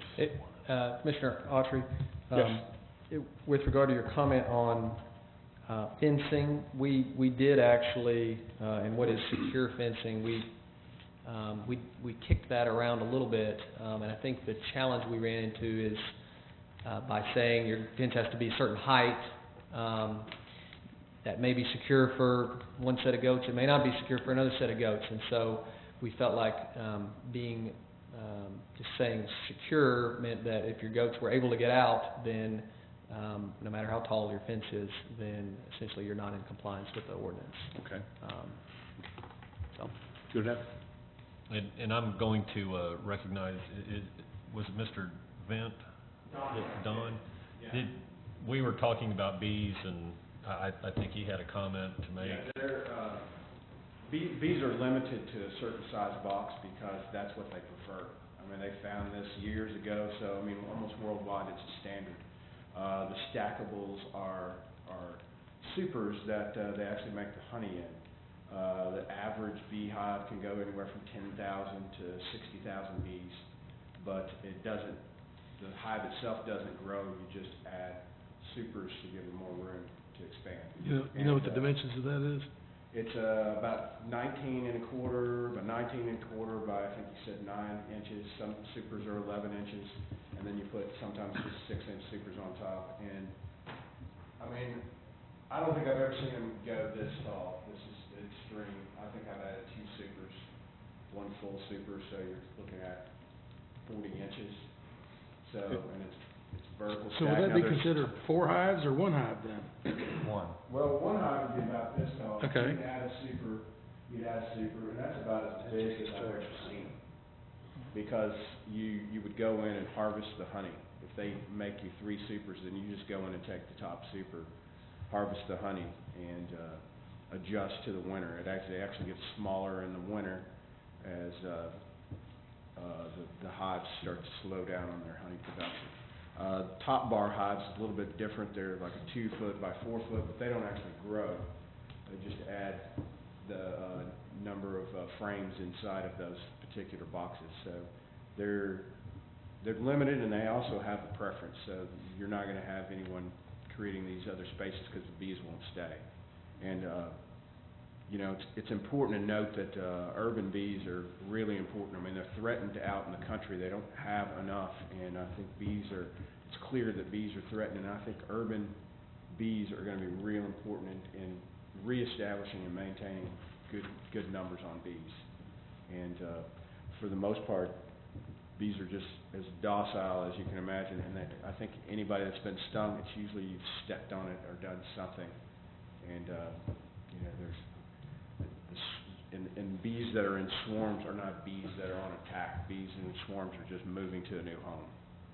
So. Is there a cutoff of, just for my information, 10,000 or 30,000 where you requeen a second hive, or they get the hives just get bigger and bigger? Well, you just give them those extra boxes and extra room, and then pretty much settle out at so you don't break it off into another separate. Now in the spring, bees naturally want to swarm, and you know, there's a kind of an idea that swarms are very dangerous. They're actually really docile. I mean, I've actually picked up and caught a swarm at the house, cut the limb off, held it in my hand, and then just dropped it in the box. And you get the queen in there, and they're like ants. They just crawl right into the box and go to work.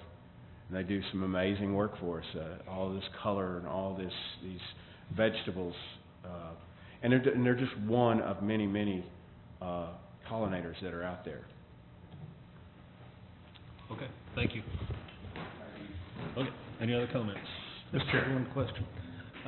Is there any trigger for, say you thought that there was some abuse going on with your neighbor's goats? Is there a trigger for staff to go check it out?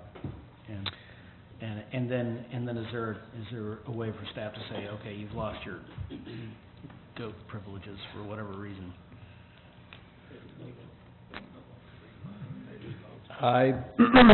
You actually don't really need to have a quote trigger, just like we don't have a trigger on a zoning violation or something. If somebody says, I think somebody's doing something on their property it's not zoned for, or they're somehow not abiding by one of our zoning regulations, and then they call planning and talk to planning, and then planning, if they feel like it's something they need to look at, will go and investigate that. So we don't have in any of our zoning regulations I'm aware of anyway, a specific to say, this is the trigger to go notify the planning department. It's just that if there are complaints, if there are problems, people will notify the planning department. Is that right? Right. I mean, and we have issues, you know, we receive calls for neighbors complaining about their neighbor's chickens or something like that.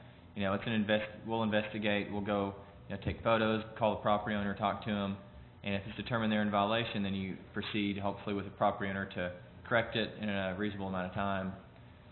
We don't have anything, I can't think of anything else in our code that would have some sort of a trigger that, you know, the code is the code. If they're not meeting the code, then they're in violation, and they could, if they don't correct it, could be sent to the prosecutor's office. And basically our entire zoning code is complaint driven, because zoning codes are put in there to protect neighbors. And so we don't necessarily go out there and look to see if there's some sort of zoning violation possibly out there. Instead, if there's a problem, it will be reported to the planning department, and then they will investigate. Good. And Commissioner Winston, related to complaints on animal welfare, those are not specifically addressed in this code, but they are addressed in the animals section. I believe that's chapter 92. Is that correct? I think you're right. Of the city code. So any animal welfare issues would be covered under already existing code related to animal welfare. Thank you.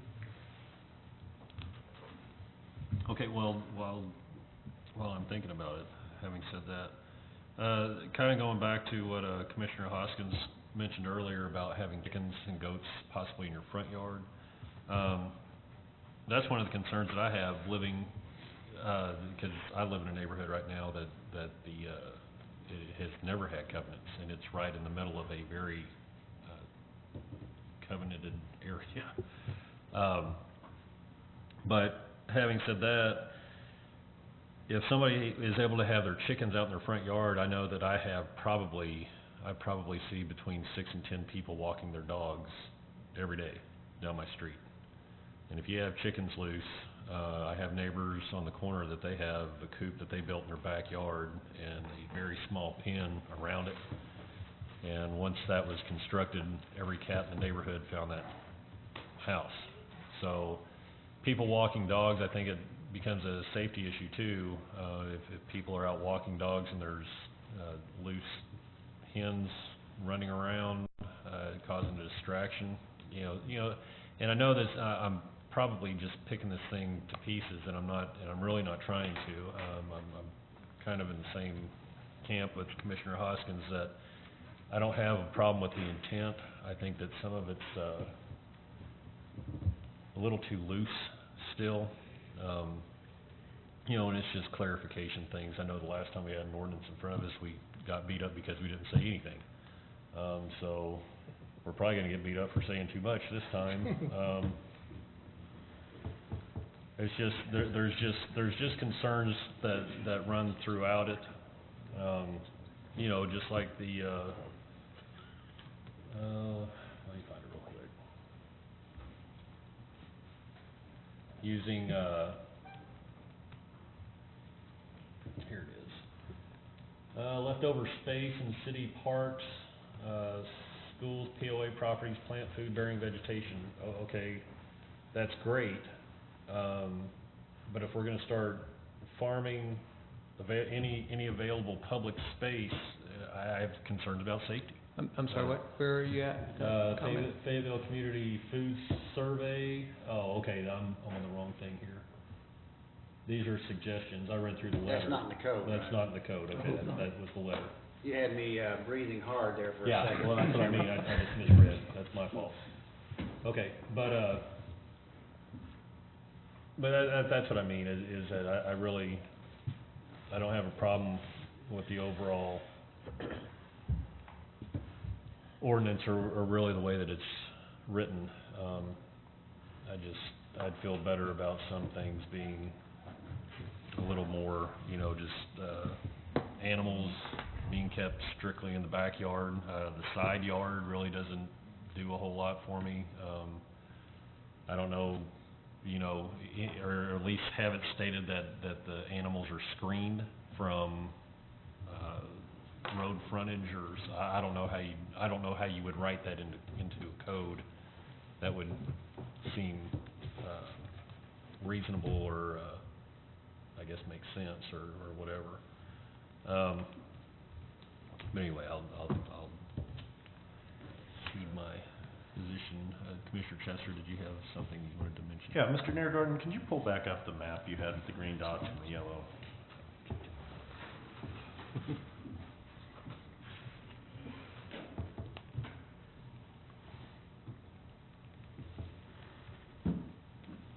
Is there any way you can blow that up a little bit? It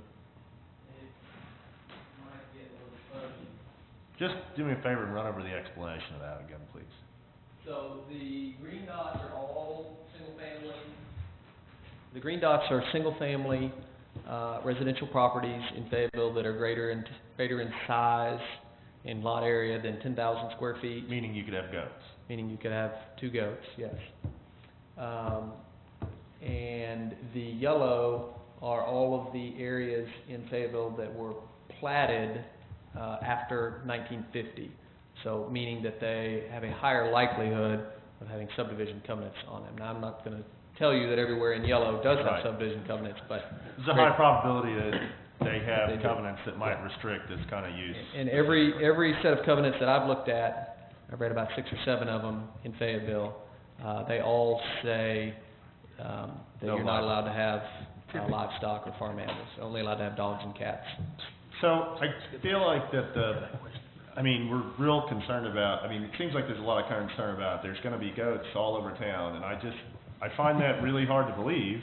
I don't think that most people are going to decide to start having goats. I think some might.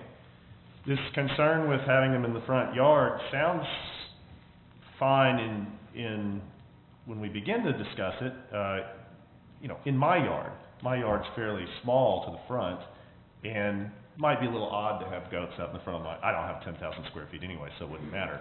But I can think of houses along Old Wire, for example, that have an enormous front yard, and I think if you just were to say, oh, no goats in the front yard, the front being defined as anything past the plane of the front of the house,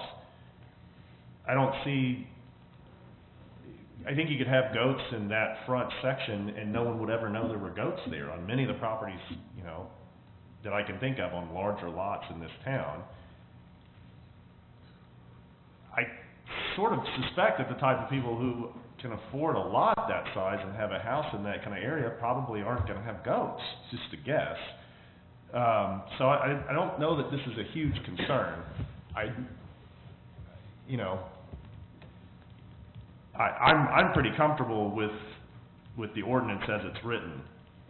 I did have one question that I would like some clarification on, which is under section B4. It says there shall be no outside slaughtering of fowl. I think you mean you can't kill them outdoors. I feel like that's a little unclear. When I first read it, I thought it meant bringing fowl in from outside. I don't know. I guess I feel like that one section, it's on page 10 of 32. I'm assuming what you mean is you can't kill chickens outdoors, you have to do it in the garage or something. That's exactly correct. And Okay. the language is essentially unchanged from what is in the code existing. Yeah, well, I with the think exception of we replaced the word existing hen language with is fowl. Yeah, the Yeah. existing language is a little confusing to me. Okay. Other than that, while I know there are some current concerns, I just have doubts that Fayetteville will turn into a kind of intensely farmed community where there are goats everywhere. I don't think that this ordinance changes very much. I think it allows a couple of goats that probably very few people will exercise that right, I'm guessing. And I think Then why that do that? to completely prohibit goats in the front yard is draconian, frankly. I don't know that, I think I'd be fine with voting to approve this tonight, but I don't know it doesn't seem like most of the commission's comfortable with that. I just wanted to put that out there, because I think it's a fairly well-written ordinance, or set of changes. And I'm also, I know there's some concern with the bees, but, bees exist in town already. There are more bees than people in this town, I'm sure, by a factor of 100. So I'm not sure that having some hives is necessarily going to radically increase the danger. I think people that know they're allergic to bees and attempt to stay away from them. I don't think it's a terrible idea, actually, to indicate, hey, there be bees here. But I also feel like property owner, if there is a registration in the state, which you said there is, I feel like that's to some degree up to a property owner to investigate before purchasing a home. Although it is a little bit, it might be a thing that people will have to get used to as they get used to the idea that some people might have hives. So I think I'm generally in favor of it. I'm not going to make a motion right this second, but that's all I want to say. Thank you. If I might address a couple of your comments, I did have some fairly extended conversations with some other communities, similar communities to Fayetteville, with regard to the goats and how many folks have adopted or taken on keeping goats in their communities. I spoke with the zoning and development administrator, the city of Charlottesville, Virginia. I think Charlottesville is about 45,000 folks. That's where the University of Virginia is located. They've allowed a maximum of 3 goats in Charlottesville since 2011. He told me that he knows of 3 families in the city that have goats. I also spoke with the director of the Lamer County Humane Society.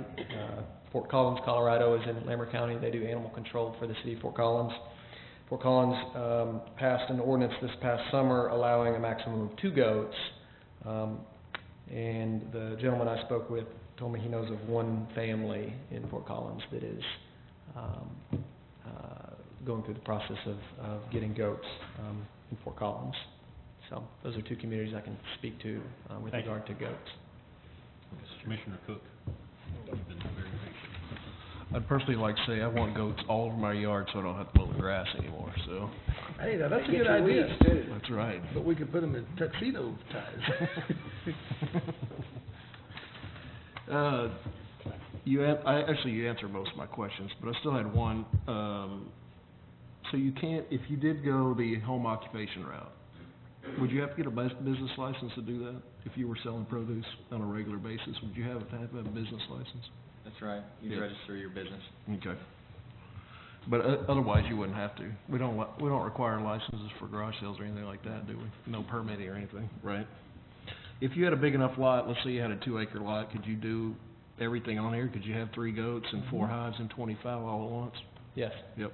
Okay. Did you guys ever talk about anything to do with water quality? I know we're not talking about volumes here, but, I mean, some, let's say you had room to put 20 fowl in a coop. Like, again, that's not volume, but if you got enough people doing it in one area and concentrated it, was there any discussion of runoff or how it affected your neighbors or drainage easements or anything like that? Was there any discussion of that? There was a specific question at our Ward 3 meeting related to that topic. Was asked, were you allowed to keep these animals? How did this ordinance marry up with the streamside protection ordinance was the question. And the answer is livestock is specifically excluded from the streamside protection zone, so you would not be allowed to have your animals inside that buffer zone along the stream side. In addition, I believe the provisions in here that require your yard to be kept in a neat and sanitary condition, not to have offensive odors or attract flies and vermin or create an environment otherwise injurious to the public welfare, health, safety, or otherwise obstruct the free use of the property, would address the runoff concerns that you mentioned. So I believe that's where we've covered those issues. I got you. Okay. One thing on the garage sale versus you get 4 events, is that 4 garage sales and then you can have 4 sales events, or is that 4 for both? Yeah, we included it all together as one. I think the intent was, if Peter, correct me if I'm wrong, but the intent was just to kind of, you're already allowed to do 4 garage sales a year. Why not just include in that you could also sell if you have extra tomatoes in your garden? And so we just, initially one of the first drafts that I remember seeing was they had a whole other section just related to how you could sell produce in your front yard or something. And then we just said, hey, we actually have this thing right now. Anybody can already have 4 garage sales at their house without registering or anything. Why not just allow them to sell produce? So that's kind of, I think, why it got into that section of the code as opposed to something different. But yeah, that's correct. It's only 4 events. Right. If you'd already had 2 yard sales and weren't selling produce during the year, and you wanted to sell produce, then you would only be allowed to do it 2 more times. Gotcha, okay. Well, I personally, I agree with, Mr. Chester. I like the way the ordinance is. I'm glad to see it come out. I think it's gonna be cool. I don't know how many people are gonna take advantage of it, but I think it's a good thing. I can think of a few lots in town that people will take advantage of this, but, I think it's good. Commissioner Hoskins. You mentioned specifically 2 cities that you talked to. One was the Virginia. Charlottesville, Virginia. Okay, and you said that they implemented this in 2011? They began allowing goats, up to 3 goats in Charlottesville in 2011, yes. What's the population of the city? I believe it's about 45,000. 45,000. And how many families have taken advantage of that? I was told 3. 3. Okay, then Colorado. What's the population of that city? Fort Collins is maybe 140,000 people. How many families took advantage of it then? Their ordinance is fairly new. It was just enacted this past summer.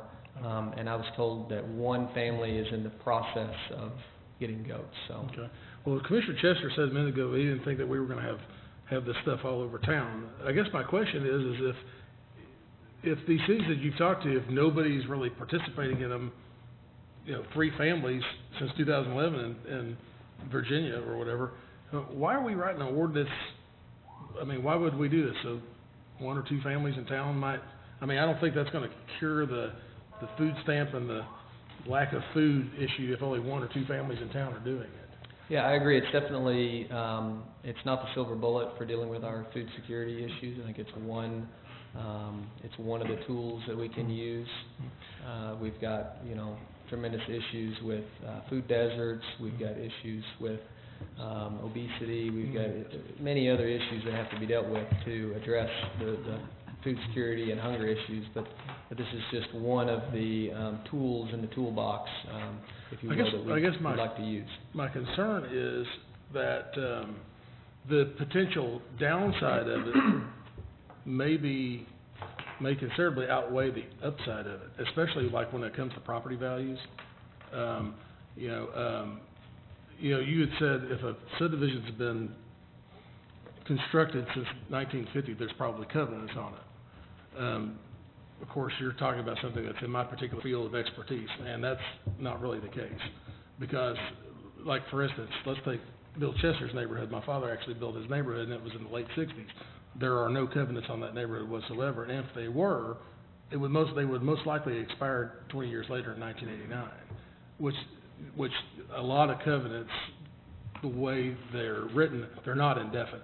They expire in a certain number of years unless all the property owners get together and extend them. And usually it's a decade at a time or what have you.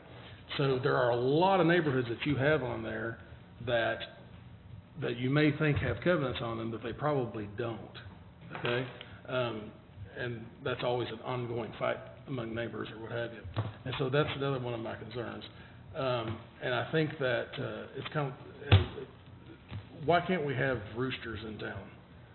What's the reasoning behind that? The noise? That's my understanding, yes. Okay. The basic objection to roosters is Right. the noise, particularly at the early morning hours. Right. And people, does the city ever get complaints from residents or whatever called in saying, neighbor's dog won't shut up, yakking, yakking, and yakking? Do we ever get those complaints? I guarantee you we do. Okay. So I guess, have you ever listened to a goat? Or a couple of goats, or a trio of goats? They're pretty annoying. So I'm just wondering, I'm wondering what that's going to do to the calls to the city. My neighbor's goats are really driving me nuts, that kind of thing. And it's no longer the pit bull next door, it's the goats on the other side, you know what I mean?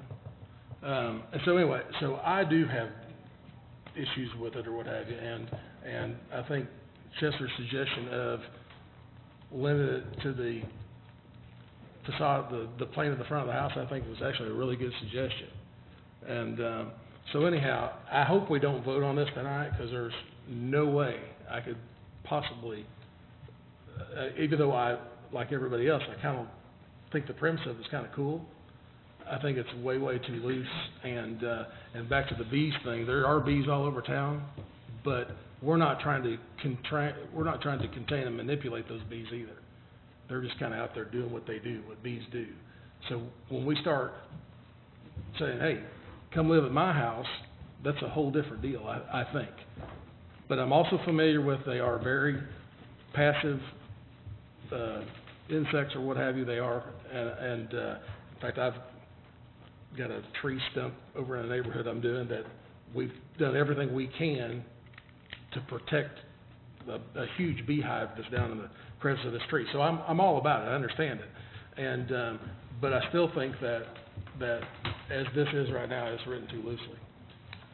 Mr. Chair. Commissioner Chilson. I move that we forward administrative item 13-4331 to the City Council with a recommendation for approval. Second. Mr. Chairman, if all the commissioners have asked their questions, I do have one question I would like to ask. I was waiting for all the commissioners to be through. Go right ahead. My question, Peter, just the basic thrust of your proposal here is to encourage urban agriculture, is that right? That's correct. And I noticed under exemptions that previously when we had the hen ordinance, it said it would not apply to fowl kept in areas of the city which are zoned RA residential agriculture. And now that's all been stricken out. And so are you now trying to restrict residential agriculturally zoned land so it must comply with these new restrictions? That's not our intent, no. Then why was that section struck out? And should it not apply to residential agricultural land? I mean, should we not go ahead and keep the exemption in there saying it does not apply to residentially agricultural land? My understanding, Mr. Williams, is that under General Provisions 2, that that provides the exemption for residential agricultural lands.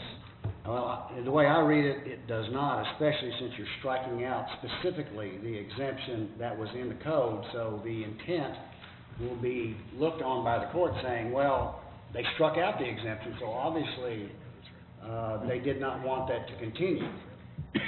I believe our reasoning, our rationale was we wanted to move all of that language since it was kind of scattered throughout the ordinance, and that particular piece was at the end. We wanted to move all that to the beginning to make it clear, before we started in with each of the particular animal sections. Well, as you see, it was there in the beginning already. That's not new language where it says use unit 6, agriculture, and use unit 7, animal husbandry are permitted uses by right unless otherwise stated herein. But then you go where the exemption used to be, and you have struck it out. And so, to me, I think that it could be interpreted to mean that you no longer wish to ensure that residential agricultural land is exempted from these restrictions. So my recommendation, if that is your intent, that you do not strike it out there. Okay, so don't remove that. But you just leave it as it was originally stated. Don't remove the section that's struck in section 12. Yeah, where it says neither shall it apply to fowl kept in areas of the Okay. city. That's our intent, so I think if it's unclear, based on what you're right now, that we would want to make that change. I would think it would make sense to be very clear about it and say that, in fact, these restrictions that you're putting on these various different things are not to be applied in residential agriculture. Okay. Mr. Chair, I'd like to change my motion to reflect the city attorney's comments, removing the striking in section 12, and removing the striking in section 12F. Is that correct, Mr. Attorney, City Attorney, Mr. Williams?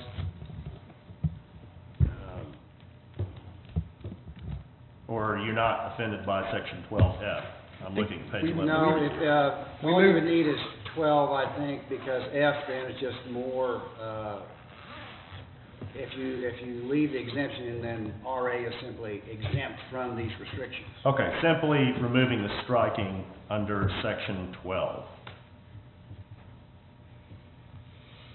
which specifically says, neither shall it apply to fowl kept in areas of the city which are zoned RA, residential agricultural, or other zoning districts in which unit number 6, agriculture, and unit number 7, animal husbandry, are permitted uses by right.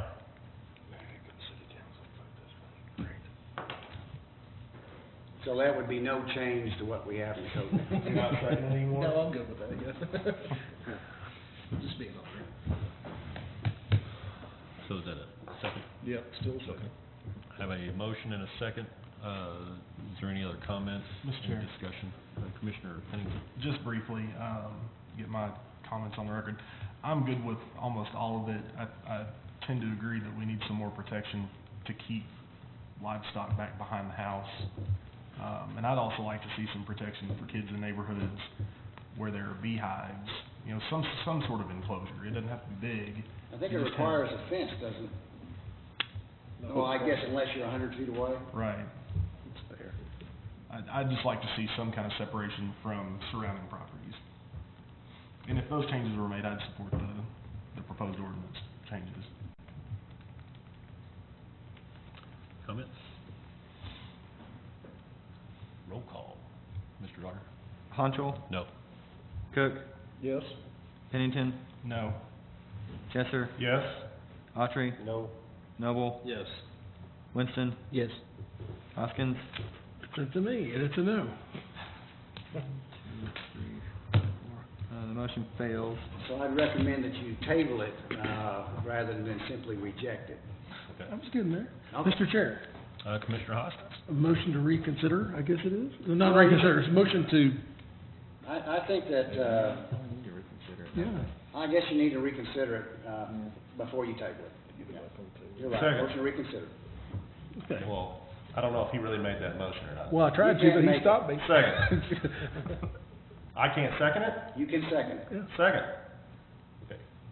Have a motion to reconsider by Commissioner Hoskins and a second by Commissioner Chesser. Mr. Garner? Honchel, Or- Okay, just to make sure that I'm, because this is where I always get messed up. If we're voting yes, we're voting to reconsider, correct? It just puts it back. Puts it in back front on of the you table.